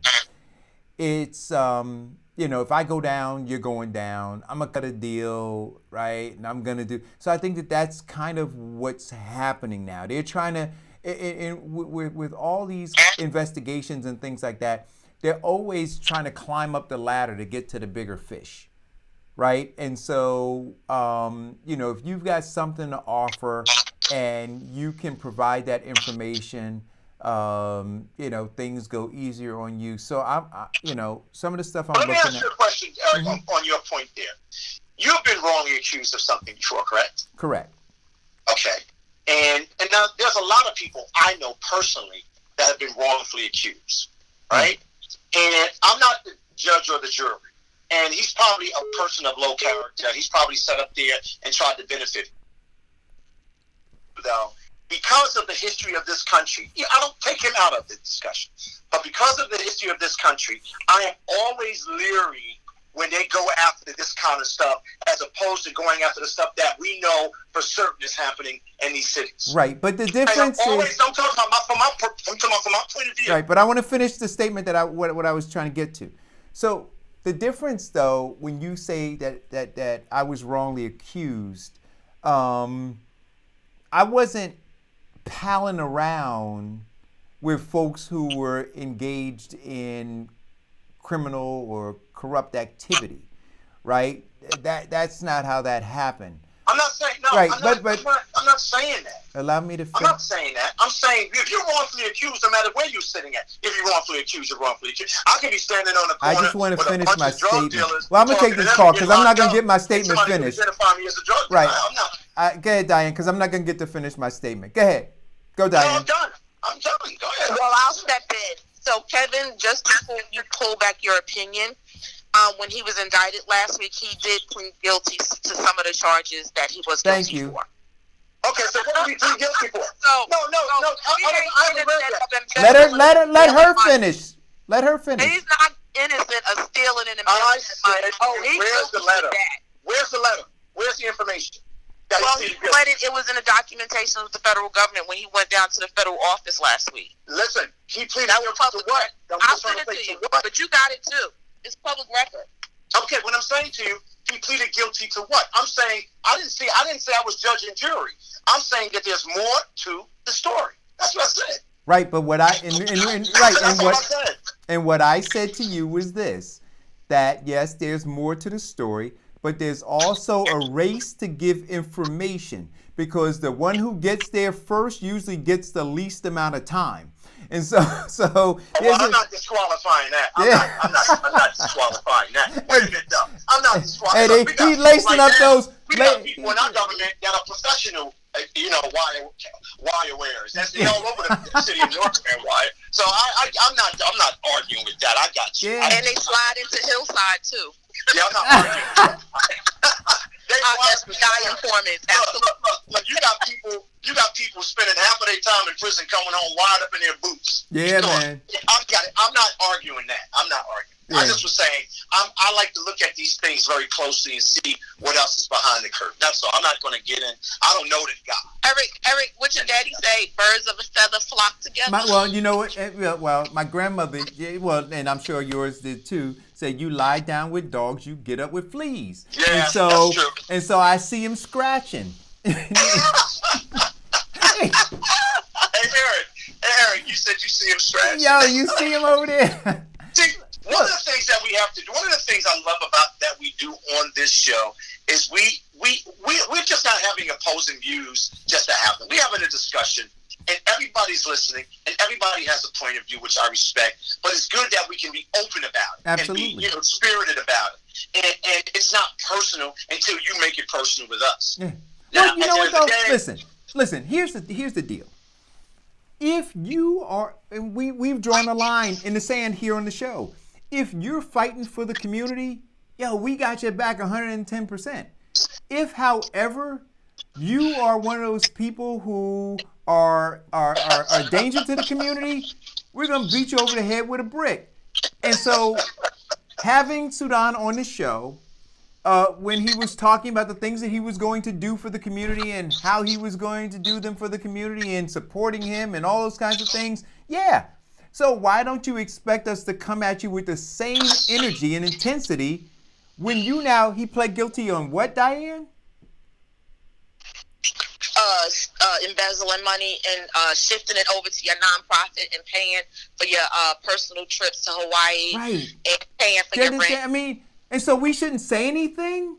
We shouldn't. I'm not talking to you, Kevin. I'm looking because I know he watches the show and his handlers watch the show. So we shouldn't say anything? Is that what you're suggesting? Come on. Stop it. Kevin, I'm talking about. He allegedly pled guilty. Let me put that in here. Okay. So I'm talking about prosecutorial. No, listen. If he pled guilty, he pled guilty. Well, no. That's not alleged. No, what's alleged is what you accuse him of. if you plead guilty, then damn it, you pled guilty. What she's saying is she's being responsible, like she always is, and she's saying that they said that he allegedly pleaded guilty. We haven't seen that yet. I'm talking about prosecutorial overreach. Okay. They could come. See, I'm very concerned about prosecutorial overreach and overzealous prosecutors. Oh, I am too. Okay, and that's really to my point. It's not really talking about him. I know how they will come to your door, Eric, and trump up charges on you because they don't like your voice. That's what I mean when they demonize you, criminalize you. You know, that's what they do to us. And what I'm saying to Black Americans at home, the justice system as it is constructed today in this country does not work for you. That they will use the law to sequester your voice and destroy your life. Now, but I think we're talking two different things, right? Because look, what I said to you earlier, if you would have listened to what I said, I heard you. I wasn't being a trial and jury for this guy. I said I'm looking at something. There's a bigger story somewhere. No, and I want to see agree if with they that. follow that story. But listen, so here's a rule of thumb, and my dad used to tell me this too, Diane. He said it is better to be above suspicion than to be correct. No. But that's illogical. No, but it's not. See, because here's where I am. If you're aware, because right now, right, he's spilling his beans about some stuff that has been going on there, some corruption that he saw. So you have an opportunity to be above the suspicion. Get away from it. Move. Resign. Or whistleblow early. Don't wait till you get. Wait. Listen, Kevin. Don't wait till you get caught to start whistleblowing. Right? No. I get that. I'm not. Screw that guy.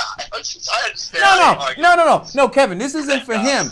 Kevin, this isn't for him. This is for all the other ones who are gonna get caught. These are for the people. This is a heads up to everybody else. Start whistleblowing now. You know what, Eric? You funny. That's good, Eric. That was a good one. But I just wanted to add that to the narrative. But yeah, you're right. Absolutely. I agree with all. Hey, listen. One of the things about it, I have been exploring prosecutorial overreach all my life because I see what they do in the South. I see what these prosecutors get away with. Right. I see how they have destroyed, and they don't suffer consequences. Yeah. When they don't, and that's a problem. This justice system is unbalanced when it comes to us and when it comes to the due process of law. Everybody else have full protection except us. So I'm always skeptical. I'm always skeptical at first. It's just by nature. That's all. I mean, I'm cool. All right. So listen, I'm gonna put the book up. Do we want to talk about the book from the book club? Well, one of the things that I saw in the feed earlier was that Just Jamie Lathan said that the Willie Lynch story is fiction. It is fiction. You're absolutely right. It is a depiction of how they enslaved us and what they did and the process that they used. But Jim Crow is not fictional. The process of how they enslaved you and broke you down is not fictional. How they organized around building whiteness and having whiteness have an impact on my blackness is not fictional. The science that they used,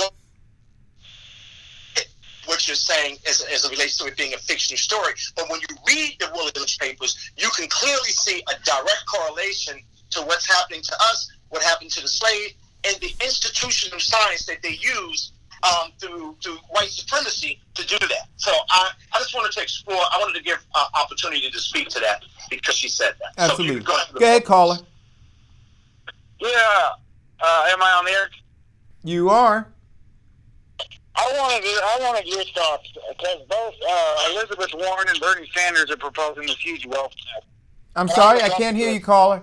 And there's been 12 countries that have imposed this wealth tax in Europe, and 9 of them have repealed it, and only 3 have kept it, but they've all kept their rates. I just wanted to hear you guys' opinion on it. About the wealth tax? I couldn't hear him really well. Yeah, I couldn't hear him very well. It sounded like he was talking about the proposed wealth tax. Listen, my opinion about that is this. I think that I think that they should pay more. I think they should pay more. I actually agree with you, Eric, on that. Yeah, I think they should pay more. So I keep it real simple. I think they should pay Yeah, more. I stand with them paying more. You're right. You're right. And yeah, that's just another prime example of how the system works for us and for them, and it crushes us.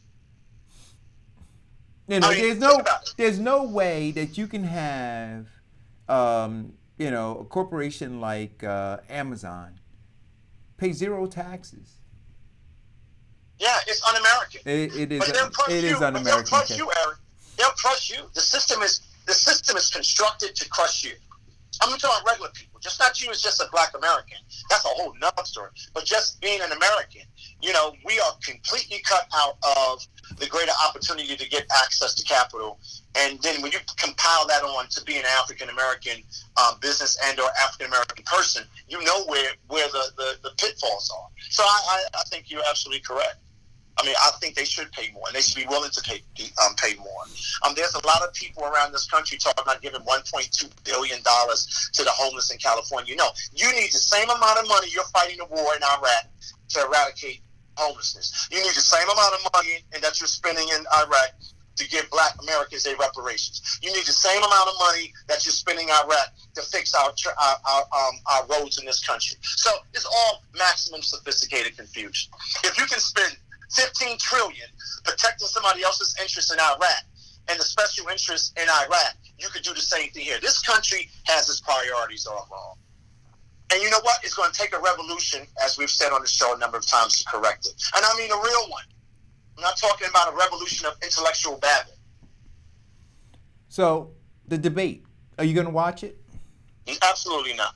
Yes, you will, because I'm watching it. So you always force people. They're going to all have these crazy prescriptions, right? That really, at the end of the day, you know, we've heard before. Right. Let me tell you what I do want. I do believe everybody should have free health care in this country. Yes. I do believe. I think those children that are saddled with this debt, right? They should be able to do what? They should be able to release themselves from that debt or reorganize that debt so it won't stop them from living prosperous lives and being married and having children and doing all of that. What But debt then are you when you talking look about? at School that, debt? You talking about school debt? yeah, but when you look at that, that's going to be a huge transfer of wealth to another group of people because we have worse problems when we take on debt as black Americans. So you gotta But I think there has to be something done more on the school side. There has to be a maximum ceiling as to what they can be charging because these educations are not worth the cost. These degrees are not worth it. You come out, you spend I was just looking at something yesterday. You spend $150,000 to go to school to be a veterinarian, and you come out and you get $85,000 a year. Yeah, it's thorough.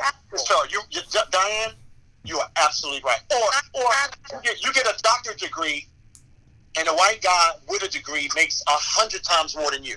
Yeah, right. Yeah, and I mean, doctors in other countries, even that have free health care, their doctors are still doing well. So I don't understand, besides pharmaceutical going in there to make all the money, why they can't understand that people can still do well, still be wealthy without raping and robbing the poor.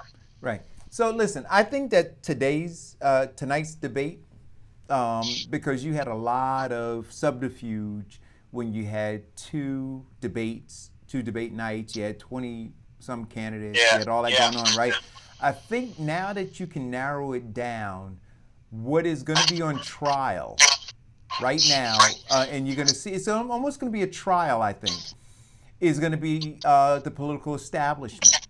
I think the political establishment tonight is going to have to begin to answer how it has the prescription when it has been the primary cause of the pain and suffering of 99% of Americans, including that 13% that's at the bottom of 99%, which is the foundation of black America. They're going to have to explain that. How you been here so long and how you believe that after all of this time, you finally have the fixer. See, because it can't be, and I think the drumbeat is, it's not Donald Trump. Donald Trump's not the issue. So this whole narrative that they tried to come out with in the beginning was, well, we need to find a suitable candidate to beat Donald Trump. People are saying that's not my issue. Donald Trump's not my issue. Here are all of my issues. Like you said, Kevin, healthcare. Diane, like you said, college debt. Like all of these other things are my issue. The racial wealth gap is my issue. The environment is my issue. Not Democratic talking points. Right? Not Democratic talking points, right? And so, and I think that right now on the stage tonight, it's gonna be the establishment trying to explain away its culpability in where Americans are and their partial responsibility for the existence of a Donald Trump.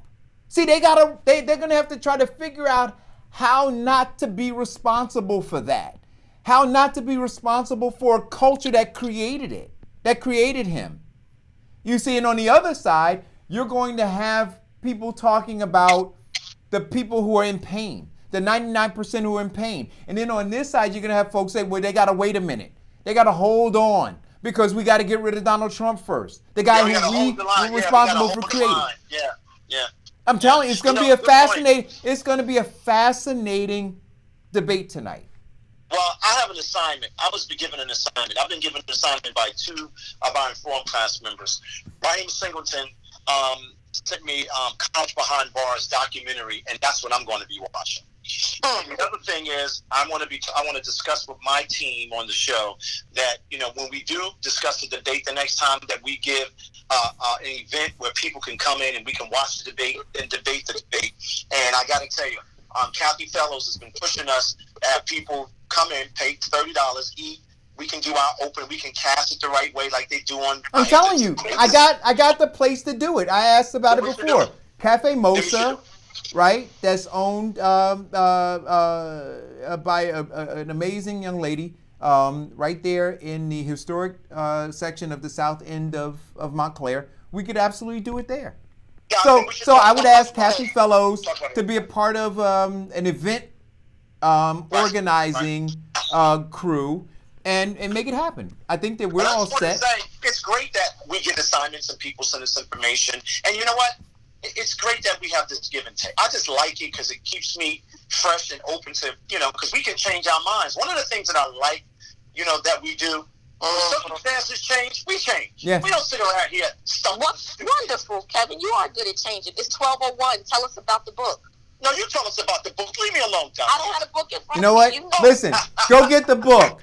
I just told them. Thank you guys for tuning in. And see you guys tomorrow. Hey, listen, I love you guys. Bye-bye, guys. Bye.